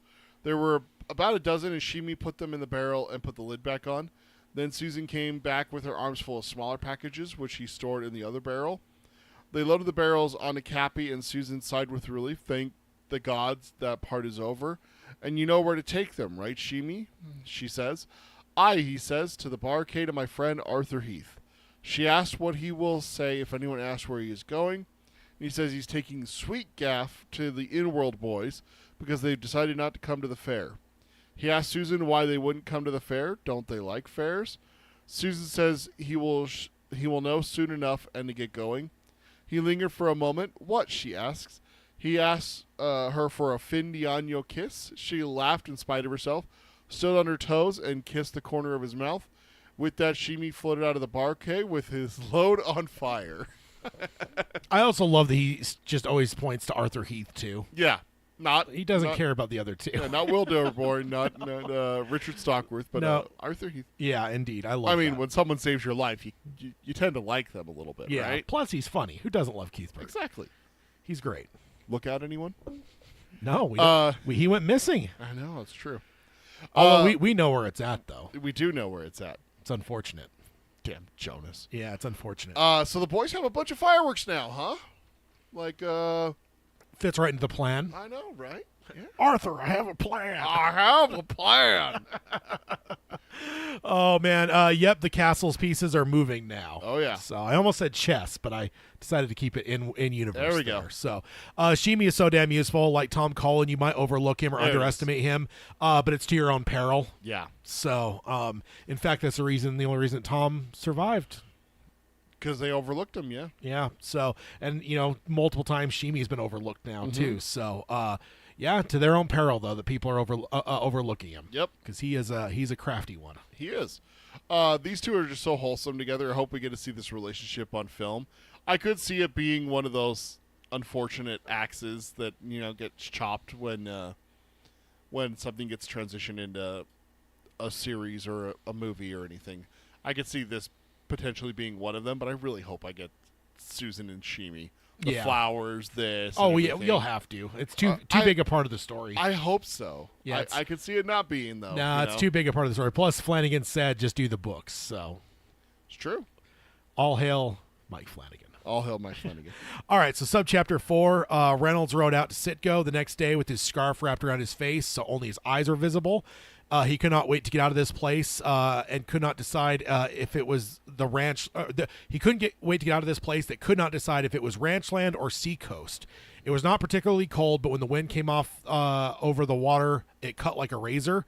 Not only was there a brooding quality to Hambry and Mejis as the days ticked down to reap, a haunted feeling that he did not like, and he knew that Roy felt the same way. He could see it in his eyes. He'd be glad to have the boys as so much ash in the wind, and this place as just a memory. So him being annoyed that the town is both ranches and fishing just amuses me for some reason. He's just like, pick one. What's wrong with you guys? Yeah, I mean, pick a side. Don't sit on the fence. Just have both. Nah. You make more money that way, right? I thought you were all for capitalism. You got to be one or the other, though. You got to pick a side. You can't be both. What is it? What is it? You could do. Wow, I'm blank on the phrasing now. Master of none. What is it? Many skills, but you're not a master of any of them. That's the difference between like being specialized in something versus like, I don't know, kind of fumbling around with multiple things. Like, and then the wind. A jack of all trades is a master of none, there we but go. Oftentimes better than the master of one. I don't know about that. That's the full quote, sir. As the wind was coming over the water, the premise behind a swamp cooler. I think most of us have experienced that being near a body of water. Oh yeah. And, suddenly it drops 20 degrees. So oh yeah. We all definitely have experienced that. And God bless the swamp cooler. We got the Great Salt Lake that's just right there. Yeah. I've always experienced it more with like lakes and stuff. Oh yeah, like go out camping somewhere and like near a lake and like it's one thing you're like a ways away, but then when you move closer to the lake and suddenly the breeze hits and it drops 15-20 degrees. I think it would be more unsettled. I think I would be more unsettled if Jonas were put off by the haunted feeling of the place as it approached Reap. But Clay and Roy, that is bad enough, I suppose, but not nearly as bad. I feel like those two are a little bit easier to spook than Jonas would be. Yeah. So, but still, I mean, let's not pretend that these are children here. These are hard men. So, hard men with hard calibers. So, absolutely. It's funny because I can't remember a story where the bad guys feel like this much unease before the big showdown. Like Flag has a moment of doubt in the stand, but he dismisses it and he moves on with his plans and everything like that. Yeah. Here, these guys, they've been worried for half the book, half the story. Yeah. I think it helps that they're basically goons, right? Yeah. Like I know, but even Jonas has had some of it. But too. he is too, though. In the context of our story, like they're the big bads, quote unquote. But it's like in the larger context, they're just hired goons. True. They all are. So, and ultimately, there is an element of like they're the ones with their asses out in the wind here, not necessarily Farson or Latigo. Those guys aren't out in the wind type thing. So, and then my last note, Ashes in the Wind. Yeah. I don't like that. That's a ominous line. I will say that. What an ominous thing to say. Yeah. He got off his horse in the refinery parking lot and tied his horse to the bumper of an old Hulk with the mysterious word Chevrolet on it and walked towards the oil patch. The wind blew through his sheepskin coat, and he had to pull his hat down hard to keep it from blowing away. And as he did, and he was glad he could not see himself because he probably looked like a farmer. This place seemed fine, which meant deserted. You'd never guess that there were a dozen pairs of eyes looking down at you as you strolled. He called out and asked to palaver. At first, there was no answer, but then Hiram Quint of Piano Ranch and Barkey Callahan of Traveler's Rest came out of the trees. There was a rusted old musketoon in Quint's waistband, and Reynolds thought that if Quint were lucky, it would only misfire when he pulled the trigger and not explode in his face. So I think we've all seen guns like that in movies or shows, or I mean, I've even seen some like on the internet where people are like, oh, look at this thing I found in my grandpa's attic, and I'm like, please don't shoot that. For the love of God, don't try to shoot that. Don't do it. Bad news. Or if you do, at least record it. Yeah. More fragments of our world showing up here. It's never not cool to me. Yeah, it's awesome to see Chevrolet surviving. Obviously, Ford would never. So. Yeah. I don't know about that. I love that he hates the fact that he probably looks like a farmer. He is the one who wears the cloak and is a womanizer, so I think vanity is a big part of who he is. So it's not just that he hates farmers so much as how he presents himself. He wants to present himself in a certain way, and this is not it. Yeah, right? And he hates the fact that people are seeing him like that. Well, he just says like he doesn't want to see himself. Yeah, because he doesn't want to see himself that way. And it's like there's just like an element of like I would almost think like, oh, is he the younger? But he's not. DePape is the youngest of the three, so he's not the youngest. But it's like he's got like a vanity thing to him that like like because he doesn't even necessarily say like, oh, I hope nobody sees me. It's more of a fact of God, I'm glad I can't see myself because I probably look like a fucking farmer. Yeah, and like that just totally fits a dude that has the cloak and. I don't know. Just it fits him. So sometimes it's easy to just kind of see, especially the two coffin hunters, as kind of just they're one and the same.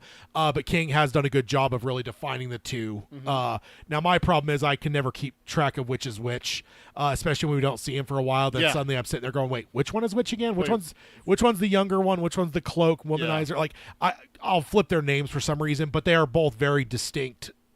I mean, drawn it's characters. Roy DePape and then Clay Reynolds. Yeah. So Roy and Reynolds. So the R's. It's easy to It's easy to swap them. It's easy to swap them, but they are very distinct characters. Where it's like there's never a time where you're like, well, I can't really tell that like when you are clearly defined which is which, you're not sitting there going, well, I don't know which one of the two would say this or that. Like you know who they are. So King's done a good job of defining who they are, which is good. Yeah.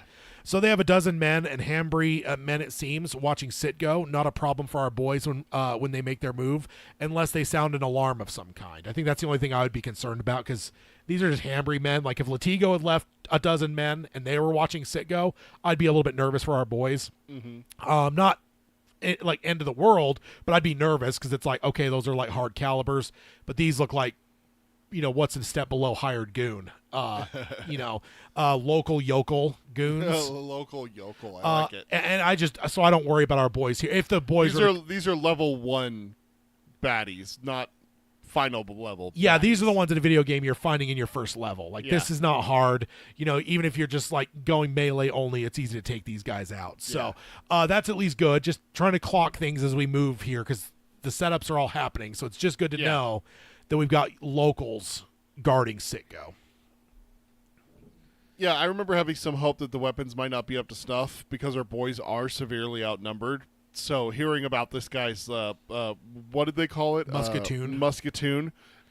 Hearing that it might just, blow up or not work, it's like, okay, good. Yeah, that's okay, good. Point for the boys. Yeah, I'll take that. I'll take that. Not to mention that we don't necessarily see these as the smartest people. He asked if it was all quiet. He points it the wrong way. And Quint babbled, and Barkey said all is well, but the men grew impatient, which I got to pause and say that I have to imagine that on the verge of Reap, it'd be really hard to convince these people to just be out here and not, like, stealing kisses and everything that else is going on. I mean, I guess there's no sex to be had, so maybe that's not that big of a sacrifice. Then insulted Quentin Reynolds. Then insulted Quentin Reynolds asked if he was trustworthy. If he was a trustworthy idiot, and Barkey only shrugged. Maybe that was a yes. They went through the trees to where Roland and Susan had seen 30 tankers. There were now only 6, and only 2 of those had any oil. Men sat around them snoozing with sombreros over their faces, and with guns that looked as reliable as Quint's. And a few of the poorer men had bolas, which Reynolds thought he might trust more. Which of course that's like a what do you call it? Not a sling, but like almost like balls with like whips, like straps that have like a hard ball on the end. I'm trying to think of what do we call that in our world. Like not a sling, because a sling is something you would hurl. Like I mean, they're still called bolas, a throwing weapon consisting of weights attached to interconnected cords. Yeah, there's a word primarily used to entangled animals, often their legs. Yeah, but I think bolas is like more of like a Spanish a word for it. I think there's another word, like, because isn't this like similar to what you'd see like in like the ancient times? There'd be weapons like this too, like something you could throw, potentially if you had to, or it's something you can kind of brain somebody with, and then you're able to retract it back type things. So I mean, that's what they're called. Catwoman uses them in one of the Arkham games. They just call them bolas. So yeah, that just feels way more Spanish. So He told them that if the boys show up, it needs to be an ambush, and they will only likely have one shot at it. And Quint smiled with his black and yellow fangs and mumbled while he motioned his hands like wringing a neck, and Reynolds understood. So fangs, gotta like that for you. I know, not necessarily a beast, but I know that fangs are probably something you like there. Again, no matter how many times, or no matter how many, I always worry about. I guess my only concern here is an alarm being raised. Our boys handled the coffin hunters at the start of this story, so a bunch of yokels with ancient weapons don't really concern me. But if they're able to raise some kind of alarm, that could fuck the game for us. Like that's the real danger to Clock here, is if there's some way for them to sound some kind of alarm. So, yeah. What do you got? And then I just accidentally scrolled 1 second. Oh, 30 tankers. I forgot how many we were talking about. Like, the whole section with Susan and Roland, I don't honestly remember them saying how many tankers were there. Yeah. So hearing this 30 tankers, that is quite a bit of oil and everything. So we're talking like semi-trailer length of oil tankers, right? Yeah. Not these little piddly ones. We're talking big, huge ones that have to be moved by oxen. Yeah. So yeah. That's a lot of ox, too, when you think about it. Yeah, especially for animals that our boys didn't think existed outside of books until they arrived here. They didn't think that they were real. So we're thinking, what do you think, 4, 6 to pull a tanker? Probably, with new wheels and everything? And if you're doing that times 30, it's a lot. There's quite a few ox in there. Yeah, I wonder if you can even do it all at once, or if it's going to be like, move it to a certain point and then come back, grab the next, like, bushel, you know what I mean? I don't know. They might even not be all pulled with oxen. I know that was kind of a thing. Like, I grew up playing Oregon Trail too. There was times where you could do oxen, which could pull more, obviously had more weight and everything like that, or you could do a team of horses. So yeah, and there are plenty of horses. There's a lot of horses, and they're taking a bunch of them. So yeah. Also, most of the tankers have been moved. The ones that are still here are likely just expendable ones that they're basically using as bait, right? There's 6 left here. Only 2 of them have oil in them. Like that, this is the bait to where, like, if the boys do show up and there's, like, damage done, you're minimizing the chance that they're going to damage too much ultimately. So that's kind of where we're at on the Citgo side of things. Yeah. So, all right, Subchapter 5. One that we've all been waiting for here. When I was doing the prep, I came to the subchapter, and I seriously considered going back and swapping with you. I almost did, but I was like, nah, I'm already 2 subchapters in. I don't want to have to redo my other ones. Yeah. So. Besides, do you want to put Rhea in my hands, sir? That's fair. I need to look ahead every time, so I take the Rhea, because you're just gonna be gushing over her way too much. Oh, she is a fun villain. You got to admit. No, I don't. All that pre-fair week. So, have we gotten that we're the week before Reap? I think the last episode we got a Right sense at the that it end, was right? that it was like a week, if not a little bit more, maybe a week and a couple days. Yeah. Like we're very, very close now. So, little spoiler here. It does go into like how many days are passing here in this week. Yeah. During this subchapter, showing like the Time progression. and also how bad Rhea is getting over that time. So Yeah. all that pre-fair week, Rhea sat in front of the glass ball, peering into its depths. She had sewn Ermot's head back to his body with clumsy stitches, and she sat with the decaying snake around her neck as she watched and dreamed. She didn't notice the smell of decay coming from the snake. Twice Musty came and mewed for food. Each time Rhea batted the troublesome cat away without so much as a glance at it. She herself grew more and more gaunt. Her eyes now looked like the sockets of skulls stored in the net by the bedroom door. Oh, so that's fun. Skulls on the bedroom door. That sounds fun. In a net right next to the bedroom door, yeah. Sounds like the kind of things you'd expect from a witch. I think that they talk about that when Susan comes up for her inspection. Yeah. That does seem like a long time ago now. It does. R.I.P. Ermot. I mean, 25 episodes ago. Yeah. Or Exactly. a little bit less, but yeah. Yeah. So R.I.P. Ermot. That's No, my first good, note. good. Stupid Ermot. Stupid snake. I would feel bad for Musty, but knowing cats, I know they act like they're survivors of ages of no food when they haven't eaten in 2 hours. So Yeah. I don't know how much I should really feel bad for him. So My next note, Jesus, what an image. And then also, just imagine that smell. yeah, Her sitting there for days with a dead snake around her neck, just decaying. yeah, So, yeah. And I don't think that she necessarily smelt great to begin with. nope. We get into that here in a little bit. Susan mentioned the stench in the very beginning of the story. So that was a long, long time ago now. In terms of like, what was that, three or so months ago? Yeah. 3-ish months ago, think maybe so. more. Because I think it's been about 3 months. I think it's 3 months is what Susan says. Oh God! Like when There's Rhea still says 3 can't months, have you yeah. until reaping, she's like, oh God, I get 3 months. Yeah. She literally thought she was going to go down and the next night be with the mayor. Yeah, so like Susan was fighting as hard as she could to not make faces at the smell of the place then. Yeah. And now we've had 3 months of not necessarily thriving Rhea in Yeah. that time. So not doing a lot of housekeeping. She's not. No, indeed. I always pictured her as rather skeletal, but now it's seemingly more so.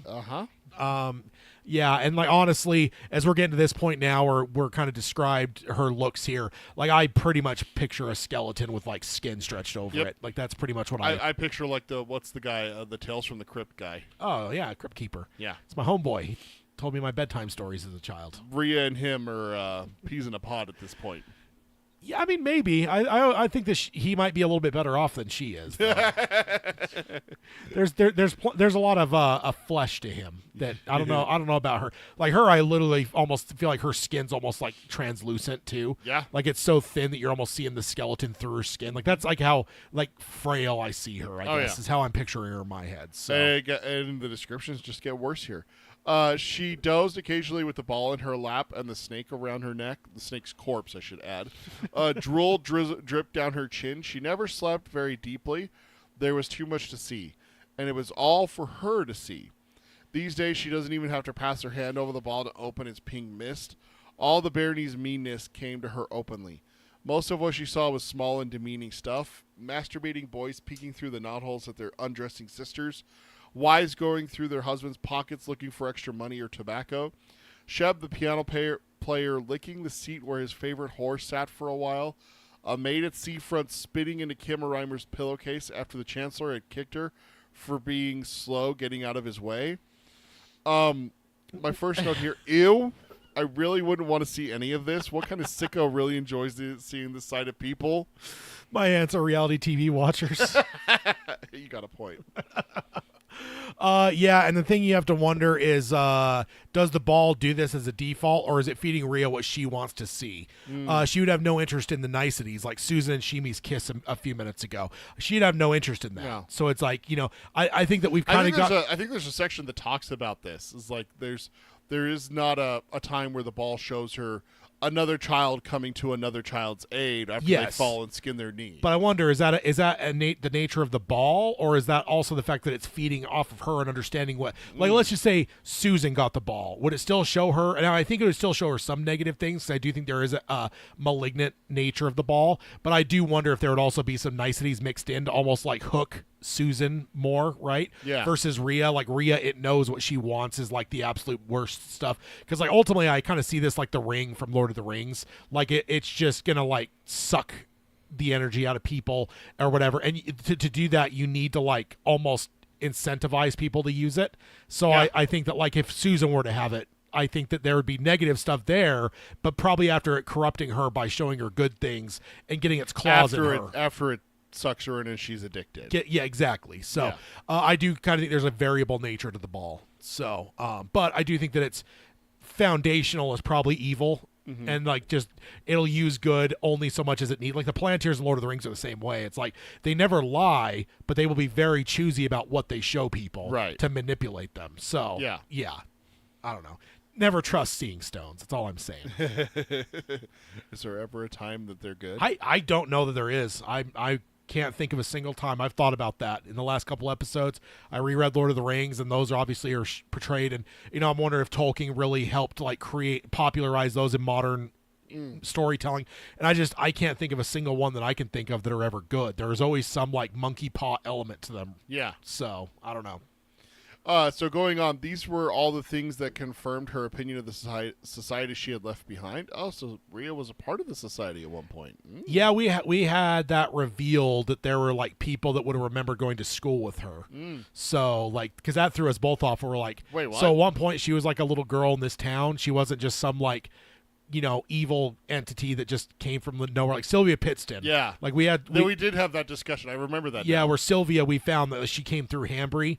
So it's like, okay, so she's just this like moving entity of fucking evil. And it's like, you almost think Rhea might be the same, but it's like, no, she grew up. There's old people in this town that remember going to school with her. Like, that's wild. Sometimes she talked to the people in the ball and laughed wildly. By the third day of the week, here's some more progression of the week. Before Reap, she had stopped going to the privy despite being able to take the ball with her. After the fourth day, Musty stopped coming near her. Rhea dreamed in the ball and lost herself, as others had done before her. She was unaware the ball was stealing the last of her anima. That's how it is exactly from the book. Yeah. She probably would have considered it a fair trade if she had known. She saw what people did in the shadows and would have considered the trade of her life force to be a fair one. That's the end of the subchapter, and I just put gross. This whole subchapter is gross. That's just yucky. Oh, man, she's not going to the bathroom anymore, which means that she's going somewhere. Oh, she's going there, and she stinks. That's why Musty stops coming. How stinky do you have to be for a cat to not engage? Because I've, in a previous life and job, I dealt with, like, delivering medical equipment, and there were a couple that were, like, patients that I had to deal with that were, like, some of the most, like, abhorrent circumstances, and like legitimately, like I was one of them, like they gave me like some, like, what do you call that, like really smelly shit, like you put on, like when you're sick you put Vicks. Vicks, yeah. They gave me something to put under my nose before like they do in Silence of the Lambs when they're going in to see the dead body that had been floating in the river for weeks. Yeah, and even that didn't really help much, and like that house had a number of cats and like they were fine, so I'm like, that was pretty deplorable, and the cats were fine. So it's like, how bad do you have to get to where cats are like, fuck that, I'm not going near you. Fuck this, I'm out. So that's disgusting. Farson's person told Jonas how dangerous it was. I'm not sure anyone has had this much naked exposure to it, though, because we've kind of given the impression that it made some people mad with very little exposure. And, Farson keeps it away from him and only uses it when he needs it and stuff. Like, so honestly, probably in centuries, this ball has probably not had this kind of effect on people to where it's like truly been able to just attach and just seep someone like.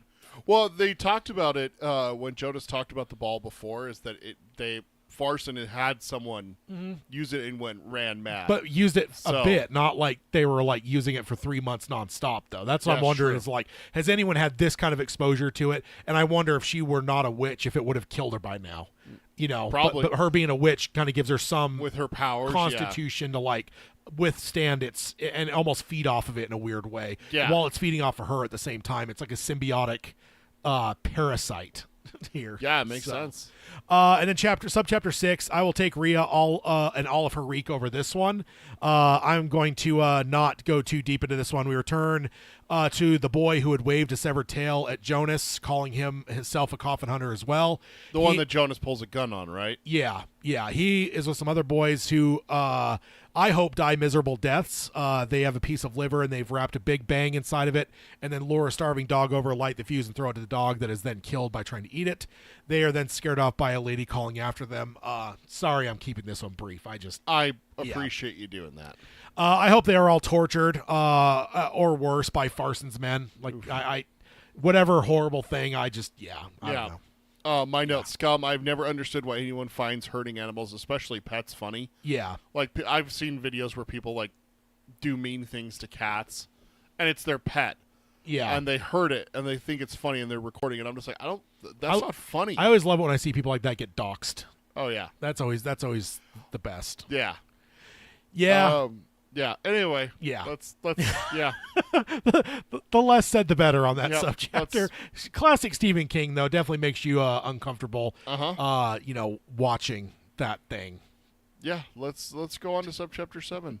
Or back to Rhea. We can go back there. No. Let's move on because I like this subchapter. It's got Cuthbert and Alain sitting on their horses at the mouth of Eyebolt Canyon. Cuthbert and Alain much better than those boys or Rhea. Definitely better than Rhea. Even with the and wind, Ermont. You stop it. What used to be Ermont. Even with the wind blowing the sound of the thinny away, it was still getting in their heads and buzzing and rattling their teeth. Cuthbert says how he hates it and they should be quick, which Alain agrees to. They tether their horses, which is normally not needed, but they could see how the horses hate the sound more than them and don't want them running off.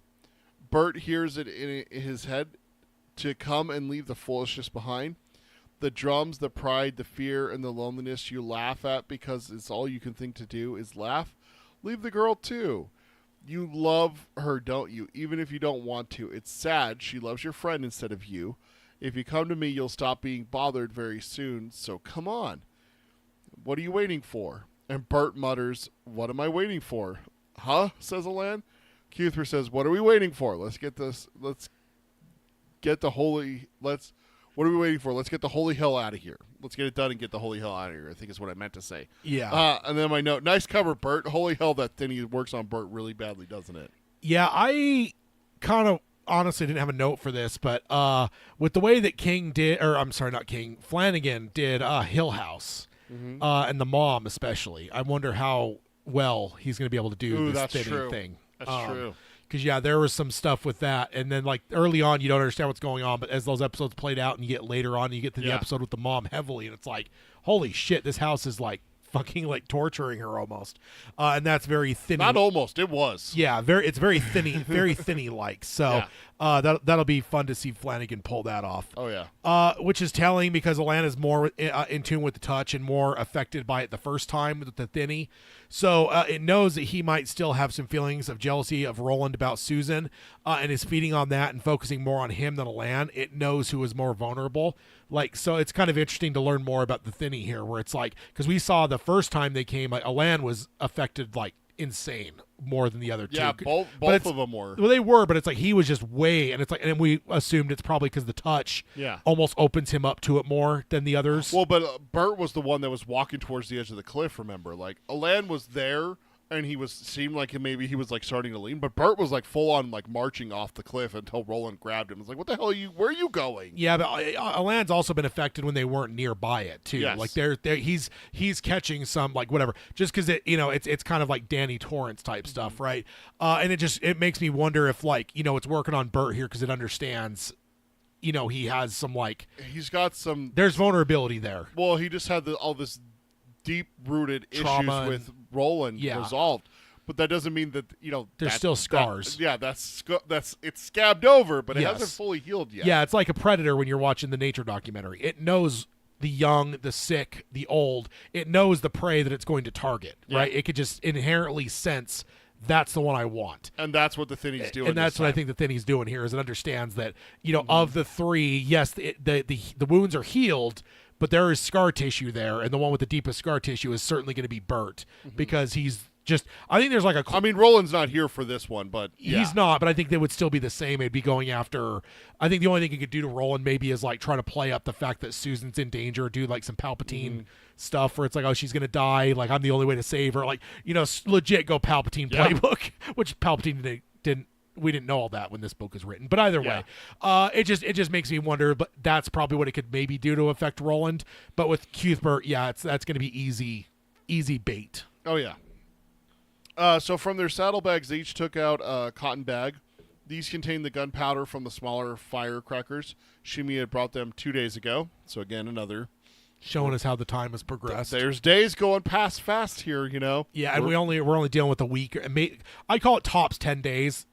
From where we ended the last episode to now, we had 10 days until Reap at most. I think it was 7 to 10 days. So the Rhea subchapter says that it was the week before. Yeah, which all again, her stuff is going the week before. So and that's vague enough to where it's like again that could be 10 days away, or it could be like the last day of that week, and it's like 7 days to Reap. So it's like we're not playing with a lot of times. When you're talking jumping days, you're talking jumping significant percentages of the time remaining here. And also, let's not forget, Reap is not the finish line. No, the Coffin Hunter is going to move the day before. The day before. So everything we see when it's giving us a countdown, we should subtract a day to know that like that's when shit's popping off. When your countdown timer says 5 minutes, it really means 4. Yeah. Like, uh-oh. Yeah.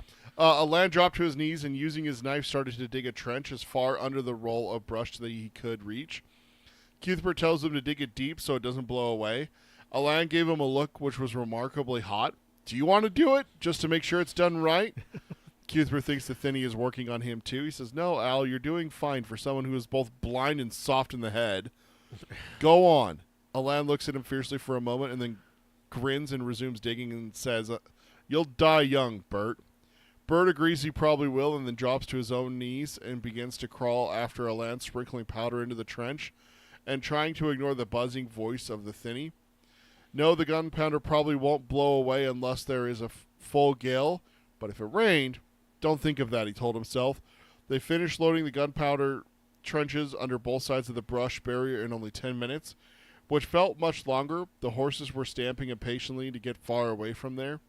Cuthbert and Alain untied them and mounted up. Cuthbert's horse actually bucked twice, except to Bert it felt more like a shuddering. And then just my first note here, Jesus, Bert, you love pushing people's buttons, right? Yeah. Like, of all times, like, do you really have to call him soft in the head? Yeah, and I love that Alain is kind of kicking back because he's always been so quiet, reserved that like for him to like that's probably the Thinny working on him, right? Like the because like we've seen Alain react emotionally only a couple times, and those are like extreme. When Jonas times. was at the Barcade. Yeah, those are extreme times. And so like for him here to kind of be getting like hot under the collar about like looking up at with like anger at him, like what you want to fucking do this? Like that doesn't. You want to do it so you make sure it's done right, motherfucker. That doesn't sound like Alain at all. So it's like it's working on him too. The Thinny is hitting him as much as it is Cuthbert. Although I do think that it's trying harder on Cuthbert because it's like I know I know which one's sick and old. Yeah, I don't have to dig hard at your wound to get under the under the scabbing. Yeah, which that's a fun thing to think, getting under scabs. Yeah. I wish Hayden were here to hear that. In my note, beat Bert. Yeah. That's enough, bud. And then rain was my first thought, too, as they were doing this. So I'm glad that, it gets brought up. And like, no, don't think about that. Because I'm like, that's what I'm thinking about. Like, hey, that's one thing to, like, you're essentially burying gunpowder in a small trench and, like, hoping that, like, that's going to protect it from the elements. Like, it will from anything but a, torrential or unless it's rain or like a gusty, like almost, not calls it a gale. A gale, like full gale. A massive wind is the only thing that's going to really affect it. But in my mind, I'm like, you're putting powder in a trench. I really hope it doesn't fucking rain. Yeah. And it's Stephen King, so let's not pretend ourselves here that let's not fool ourselves that King is not just above absolutely fucking our characters over in the worst kinds of way. Jake's not there, so it won't rain. So, and Jake's life's not on the line for this. Exactly. So I don't think we have much to worry about. That's probably fair. Yeah, that's probably fair. When animals that are trained to handle gunfights get scared, that's when I get scared. That's the thing is like I've been playing Last of Us, and there's a section where they're on a horse, and the horse reacts, and Joel's like, "What is it, boy?" And I'm like, That's when you go the other way. If the horse is getting nervous, that's when you get the fuck out of there. Or you see like a whole flock of birds fly in the wrong direction. Exactly. When they get scared, but specifically like horses. Like these horses are gunslinger horses. I think right? animals in general, though, 'cause Yeah. animals have a sense that we just don't understand. Yep. Like there's like recorded cases of like earthquakes, all these kind of cattle will lay down minutes before an earthquake hit. Yeah, and dogs. Like people Yeah. have always said, like it's weird. My dog started acting really, really strange, and then the earthquake hit like 2 minutes later. Cats do the same thing. Yeah. Yeah, so it's just like I saw one recently with like it was a tornado, and there was like sheep, They went to the corner of the pen and they like got together into one away giant. from the roof that got ripped off. Yeah, so it's just like animals just have. I saw that video. Yes, animals have a sense to them that it's just like, yeah, don't underestimate them. No, exactly, and that's to hear that Cuthbert's horse is like shaking in fear. This is like when I think of this horse, these are horses that are bred for war. Yeah, Like, they would have been exposed to gunfire. They're going to be trained to handle gunfire because their riders, most likely at some point, will be firing guns from them. Yeah. So, yeah, if that thing's nervous, that's that's when I'm nervous. Yeah. So going on, as they set out, a reflection bounced off one of the tankers out by Hanging Rock. They had pulled them in as tight to the sandstone outcrop as possible, but the sun was high, and most of the shadow disappeared, and concealment went with it. Alain says, "You can't believe it, but they really must think that we're blind." They made sure to swing wide around Hanging Rock so that they're not seen. Cuthbert says it's stupid that they think they are.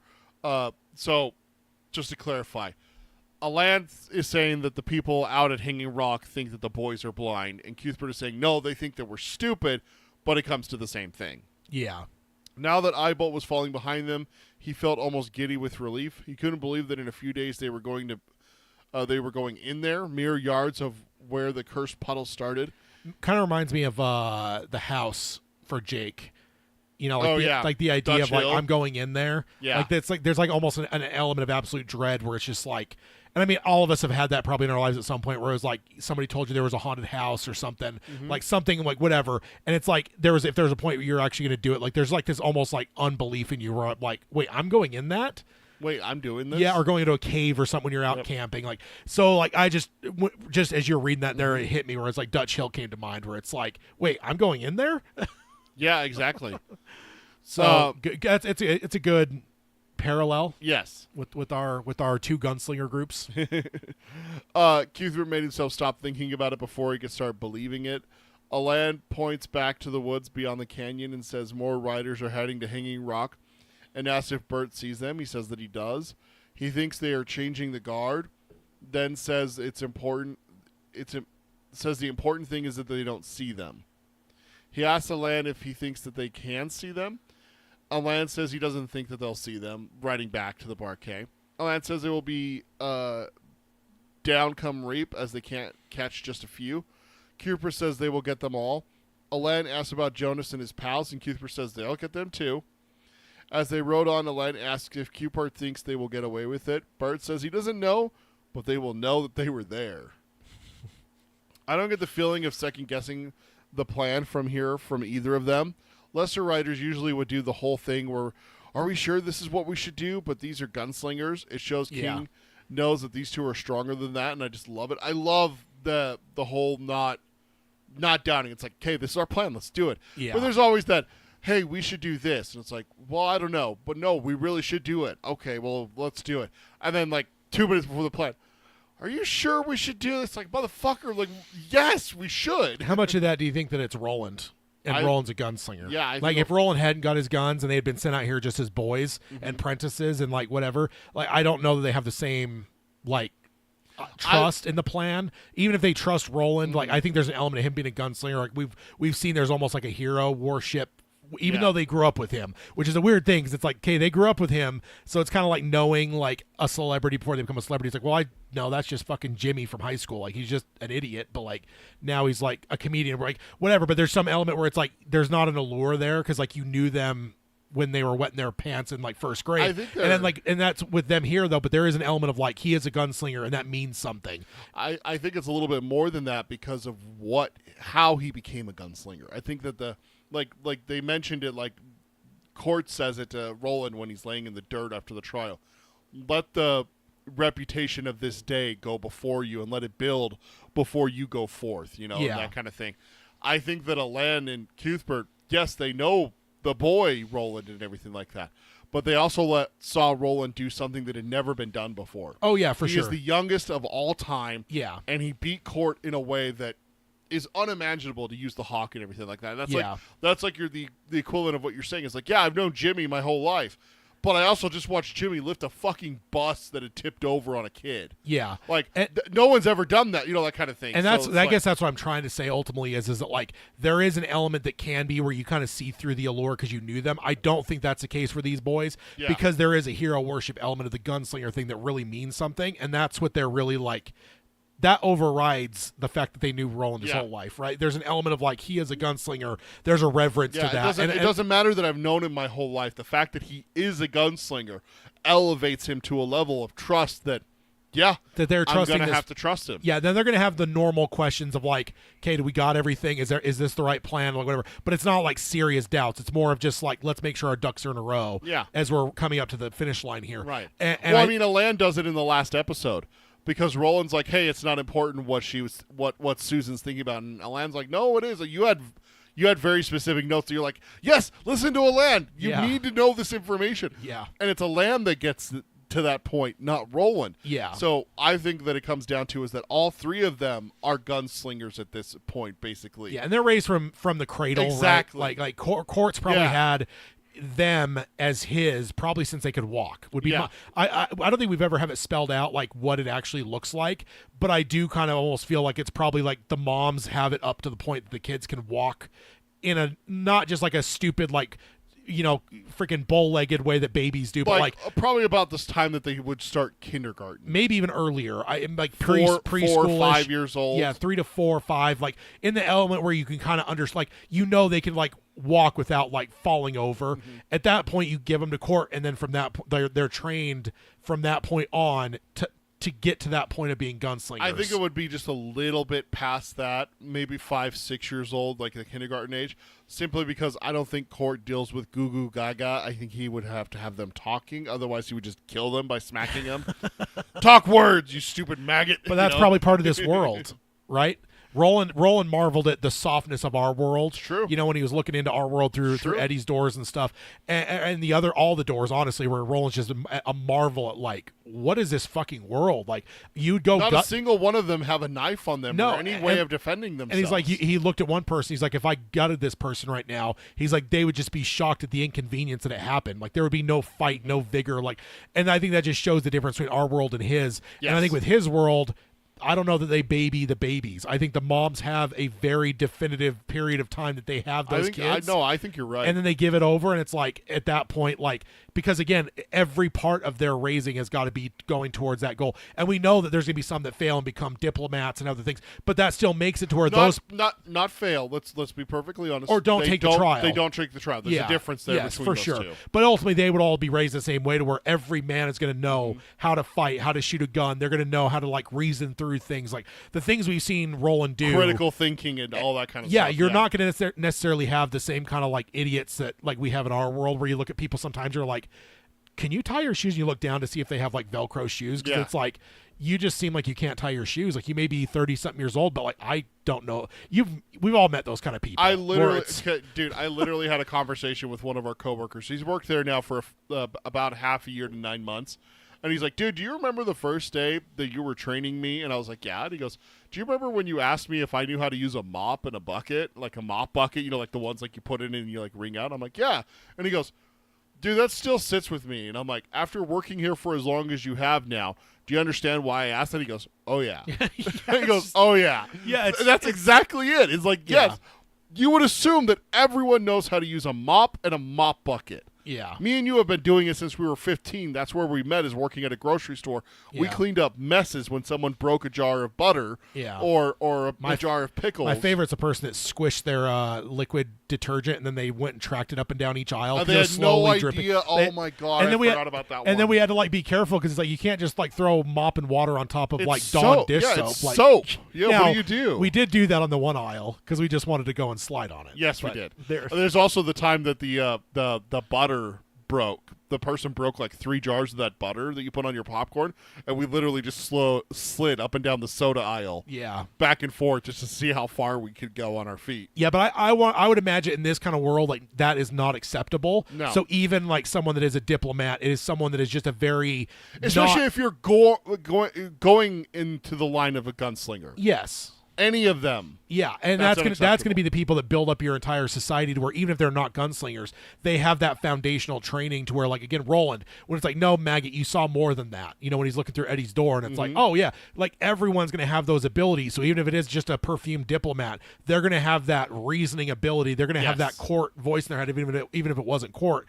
To where there's an intelligence there, and it's like you need that in this world. They even got more court than Roland did. Yeah, because they went until it was like, okay, today's your last day. Are you gonna do your trial or not? No, I'm not. Great, you're a diplomat. Yeah, go on. Yeah, fucker. You know. Yeah, and like, you know, so I just think that's kind of a cool world building thing where you look at, like, that is the world. Again, when you see Roland marveling at our world, where it's like, what the fuck is up with this soft ass world? And he even, like, envies it. It's like, man, if everyone's this soft, like, it must be a nice world and an easy world. It must be safe. Yeah, it must be a safe. The other thing is that he says that it must be safe. Yeah, but it's like this helps. And then of course all of us are just like.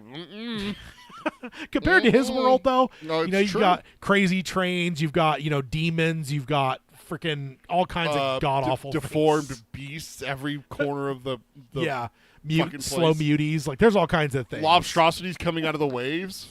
Data chum. Giant bears the size of mountains.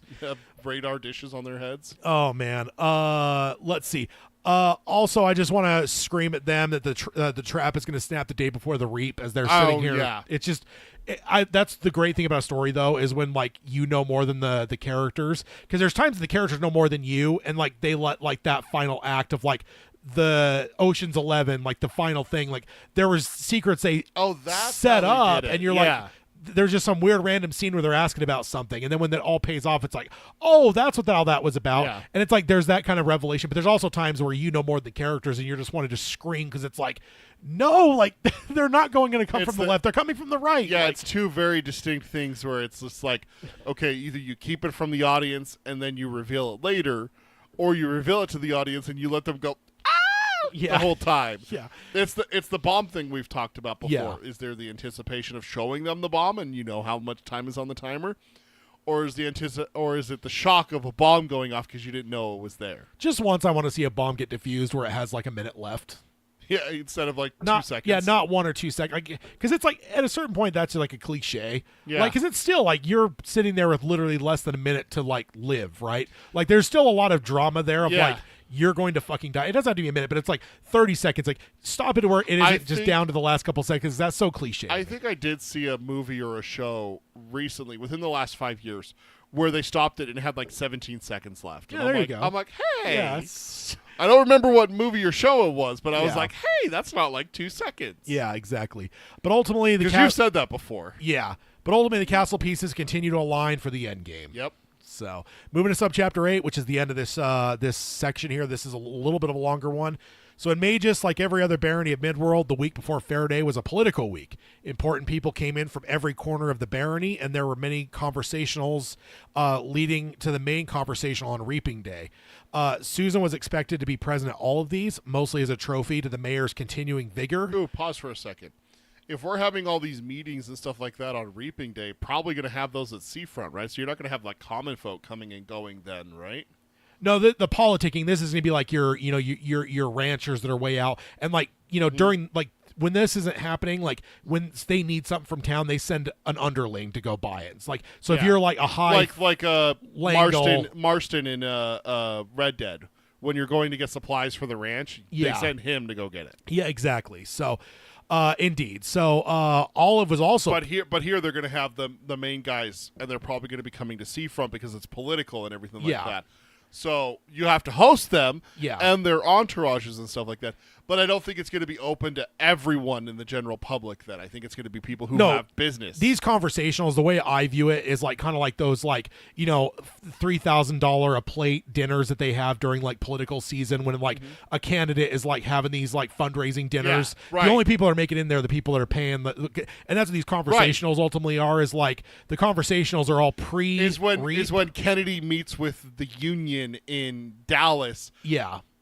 Before going to the dinner with all of the union. Because those are the people he's going to meet with the union leaders first. Yes. But then he's going to go give the speech to the union itself. Yeah, exactly. That's the first thing that popped into my head with what you're saying. Yeah, and that's kind of what this is, because these are ultimately the biggest movers and shakers. These are going to be the people that ultimately finance the mayor. So it's like, but they're only in town once a year. So it's like there's going to be this week before REAP as they come into town for the one and only time they're a year. all in town for one day, but they may come into town separately to do business and stuff like that and everything. But the main conversational is on Reaping Day is what it says. Yeah. And that's what I'm saying is I think that, to me, then Seafront's going to be a little bit closed off, not the open fair like we were talking about. Yeah. I think it just points to that. Maybe, yeah, but I also think the conversational could also be the day, whereas Reap Night is like the big festival and everything. So I don't know. Oh, business during the day, and then the Reap Fair is at night afterwards. Okay, I see where you're going. Yeah. Sorry. So Olive was also present, and in a cruel, dumb show, they both sat on either side of him. Susan pouring coffee, Olive passing cake, and both being complimented for food or drink neither of them had a hand in making. Susan found it nearly impossible to look at Olive's smiling, unhappy face. Susan would never lie with him, but Olive didn't know that, and Susan couldn't tell her. Susan thought about what Roland had said about her, that Olive reminded him of his mother, but this whole thing started because Olive was no one's mother. So, ooh. Yeah, that's brutal. Yeah. This makes sense and is good world building. In all these more rural areas, there's going to be the movers and shakers who are not in the central hubs of the area, and REAP is the only time they're all going to actually come in for the fair day and all that kind of stuff. So ultimately, they're going to have to come and get kissed up by the mayor, because like, hey, if I'm going to finance your next fucking campaign, what are you doing for me, type thing, right? So, such an interesting society. I mean, in our distant past, if a person of power could not have a child or a male heir, they would just kill the wife and get another one. So the idea of having both and being acceptable is just alien to us, because that doesn't fit our world. Yeah. Like, there's people that have affairs, but in our world, but it's behind closed doors, and it's like not to get an heir, like that would be a bastard that they would hide. But it's like, King's built this world where it's almost the opposite, where it's like, it's not, was it Henry which Henry was it that killed all of his wives? Started Henry the church, the 8th? started the Church of England so he could divorce his wives, because none of them can give him a male heir. But he was just offing these women. Now here, the mayor's just sitting here with both his wife that he's going to get rid of and the young girl that he's going to Anne Boleyn, yeah. So that's kind of an interesting world that King has built here. I know that is like the prime example of one that would kill his wife, but it did start with him not wanting to kill her, but wanting to divorce his wife was the big thing. And I know that there's a lot of leaders before that would just have multiple wives. Yeah. Like, who was it? Genghis Khan that is reputed having like 100 wives or something that. Yeah. It's like, more than that. I think it was thousands. It was a lot. Well, I mean, there's a reason that they say, what is it, like 5% of the population is related to him or some shit like that. Yeah. That's a lot of people. Yeah, that is indeed. Poor Olive and poor Susan, who is now empathizing with her, but can't tell her anything to come for her. Also, neither of them knows that the mayor is on the Coffin Hunters hit list, and he won't be alive much longer. So that's interesting as well. Yeah. What do you got? And of course, no one says boo about how miserable Olive is or how she's being treated. Probably no one even notices except for Susan. That's just sad. But in a society like this where, men are the movers and shakers, it's kind of the norm, right? Yeah. It's just sad. Yeah. Yeah. Look at Hayden in the chat saying every episode of 24 ended at the end. Yeah. David said even better if a character says to another character, I'm going to make a bomb, and the other character says don't. I'm just saying that would be even faster than 17 seconds. Oh, yeah. All right, so there had been something on Susan's mind to do, but with all the goings on, and it wasn't until 3 days until Reap before she had a chance to do it. Just a pause right there to say 3 days. 3 days. Which means 2 days before everything goes down. Yep. Following the last conversational, she was able to slip out of the loathed pink dress with applique and get back in jeans and a plain riding shirt with a ranch coat.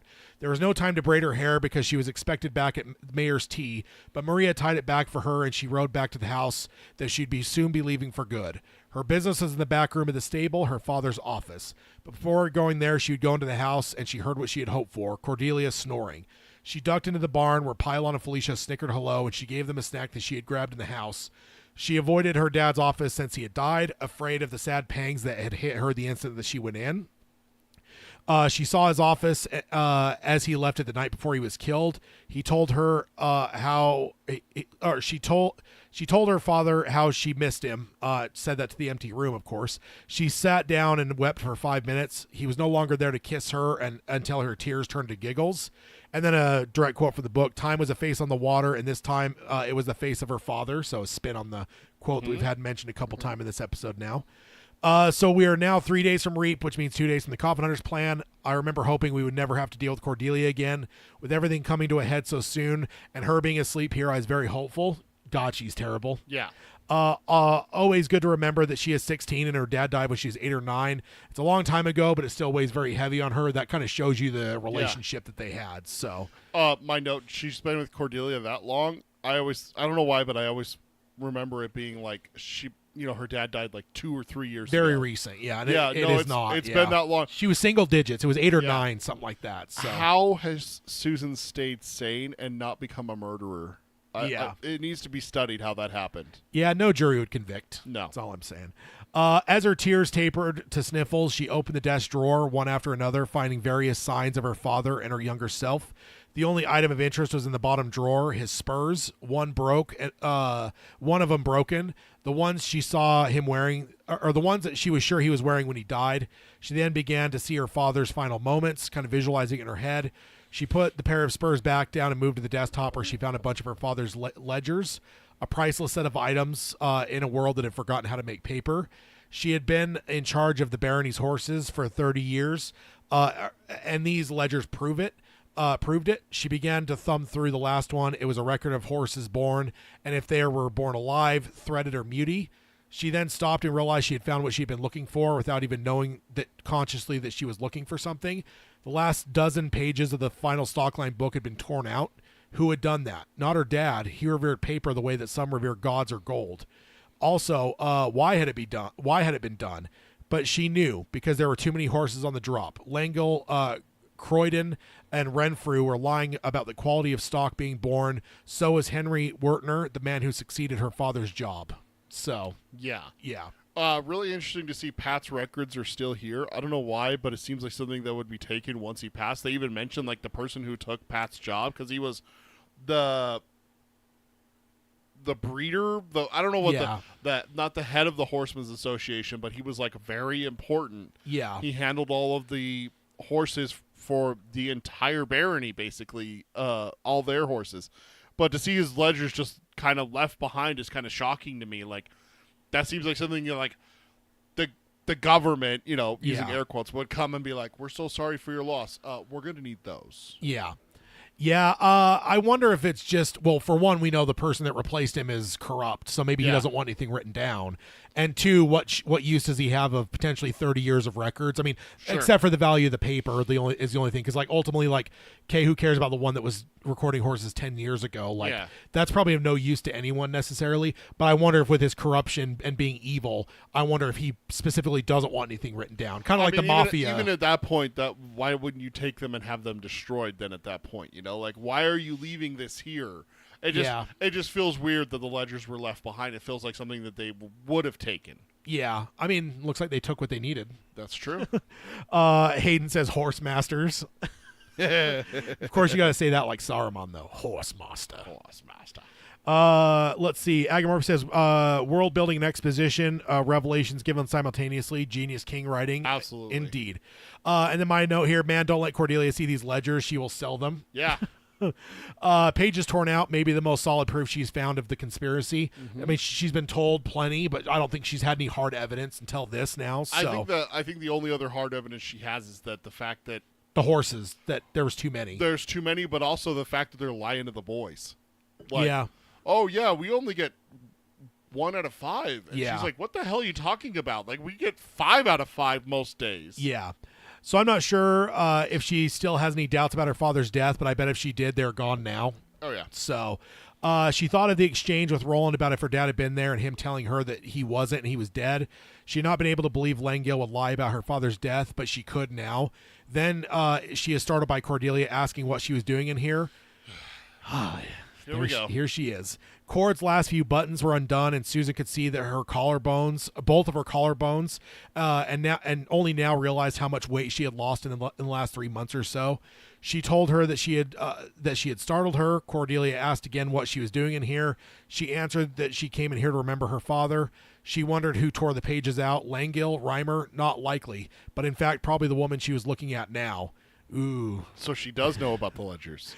I mean, that's what Susan's suspecting, that Cordelia is the one that tore those pages out. Perhaps for the single piece of red for a single piece of red gold, which that sounds like Cordelia that we've come to know. Cordelia said that she should be asking for forgiveness from him, for she had forgotten his face. Susan did not engage her in that. Cordelia asked if she had been with him today, and then in a laughing voice. And Susan knew Cord had gotten worse since the gossip about Eldred Jonas and Coral Thorne had started. So yeah, that'd probably make her even Slap more in the face. Yeah. She asked a fairly vulgar question if Susan was still carrying the leavings of their meeting, and then said that she would see for herself. And she started to move forward, and Susan pushed her back in hard in disgust and fright, and Cord struck the wall hard. God damn it, I guess it was too much to hope that we could avoid this fucking bitch for the rest of the story.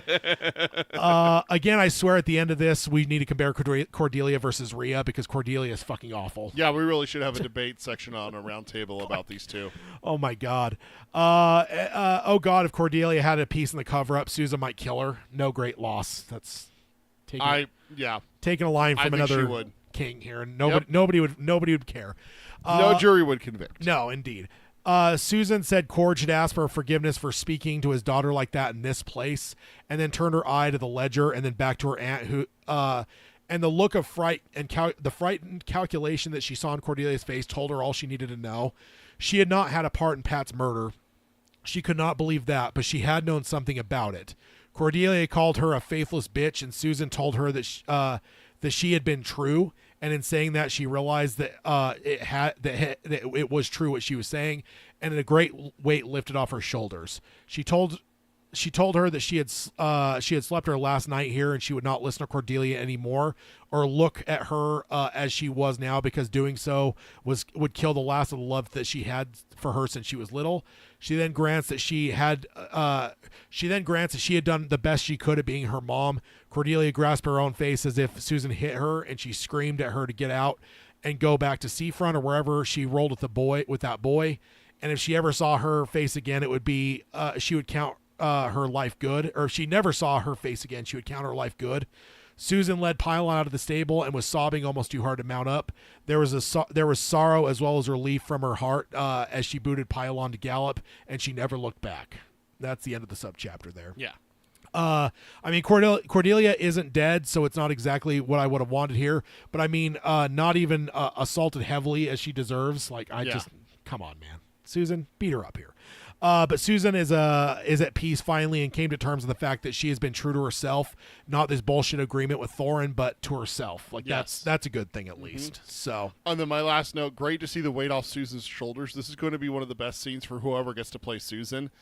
This could be the scene that really makes the role a memorable one for all of us. Yeah, for sure.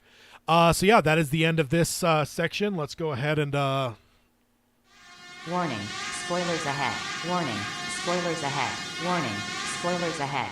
All right, so we are now moving over to the spoiler section real quick. Just a couple spoiler questions. I know we're just about at time, but we can hit these real quick. In your section, we get the hands painted red, Charyu tree, and the allusions to the old ways. All good setup. Then in mine, Coral talks about Ash. Heavy foreshadowing by King here. Also, we are now seeing the stuffy guys are being burned. We have been seeing them for a while now, but I don't recall if we've ever had reference up to this point what was going to happen to the stuffy guys. I think it's been mentioned a couple times. Okay, like we're going to stuff the can't wait for Reap Night. Then the stuffy guys are going to get tossed on the fires and stuff like that. So, I did have a note. Don't forget about the subtle hit with Reynolds about the boys being ash on the wind. Yeah, right, that's right. He said ash, and she alluded to the heat. Yes, that's what it was. Yes. So, yeah, indeed. So that's those are my spoiler notes of just like there's a lot of setup here for what is going to come in the end of the story. I did have two. I wrote this down as we were going through the episode, but I didn't feel right doing it not in the spoiler section. I wanted to talk about it here. We're talking about them raising the alarm of the tankers still at Citgo, that would be bad, but that's what the boys want, right? They want the alarm raised. They want them to follow them into the canyon. So that's where that's true. I was going to ask you for clarification on that. Just in terms of like when you're looking at like, okay, they're setting a trap for the boys. Yeah. But it's like ultimately I wouldn't necessarily be worried about any of those people being a danger to our boys. Right. Unless they raised an alarm. Unless they raise an alarm. Want, right? Yeah, I guess that's true. That is the boys' plan. But ultimately, in a straight up looking at it the way the coffin hunters are looking at it, the only danger I would see from our boys is the alarm being raised and them getting bum rushed by everyone, because this fucking group of yokels isn't going to be a threat to our boys at all. That's the idea, right? Is this group of yokels is going to be the cannon fodder. Yes, but the fighting is going to alert the larger troops that could then swarm the boys and kill them. Which our boys have taken into account. Yes, exactly. They have a plan for that. And they want that to happen. They have a plan, Arthur? They have a plan, Arthur. And then my last thing, I wanted to talk about the ball's nature. You were talking about it kind of vaguely, I think, because of where we're at with, like, do you think the ball would show this to Susan? Well, we know what the ball shows people because we see what Roland sees. Yeah. It shows you, like, your deepest desire, right? Yeah. Which Rhea's deepest desire is to see the bad in people because she chose to leave the society. We get that here in these subchapters that we covered.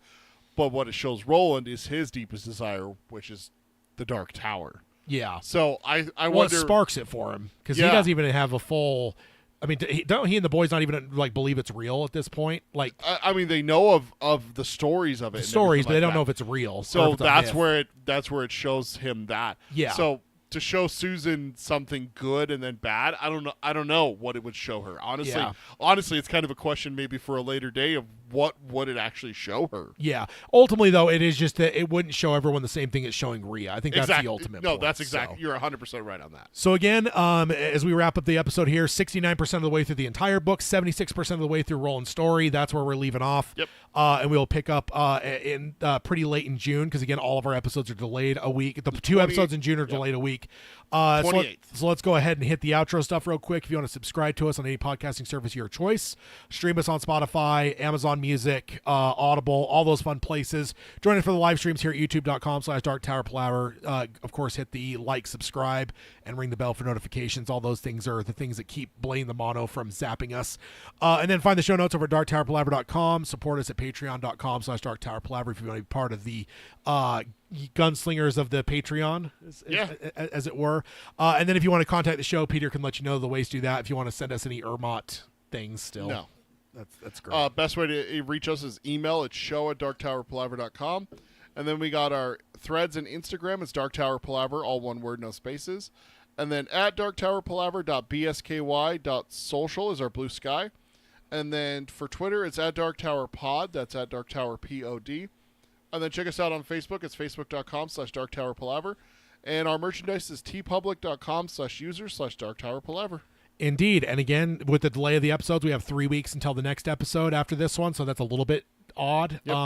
And then on top of that, on the other side of it, when we move from June, July, there'll only be a week between there. That's just the way it usually works when we shift things around. So we won't be seeing you in a fortnight, but a fortnight plus a week. So I don't know what that would be.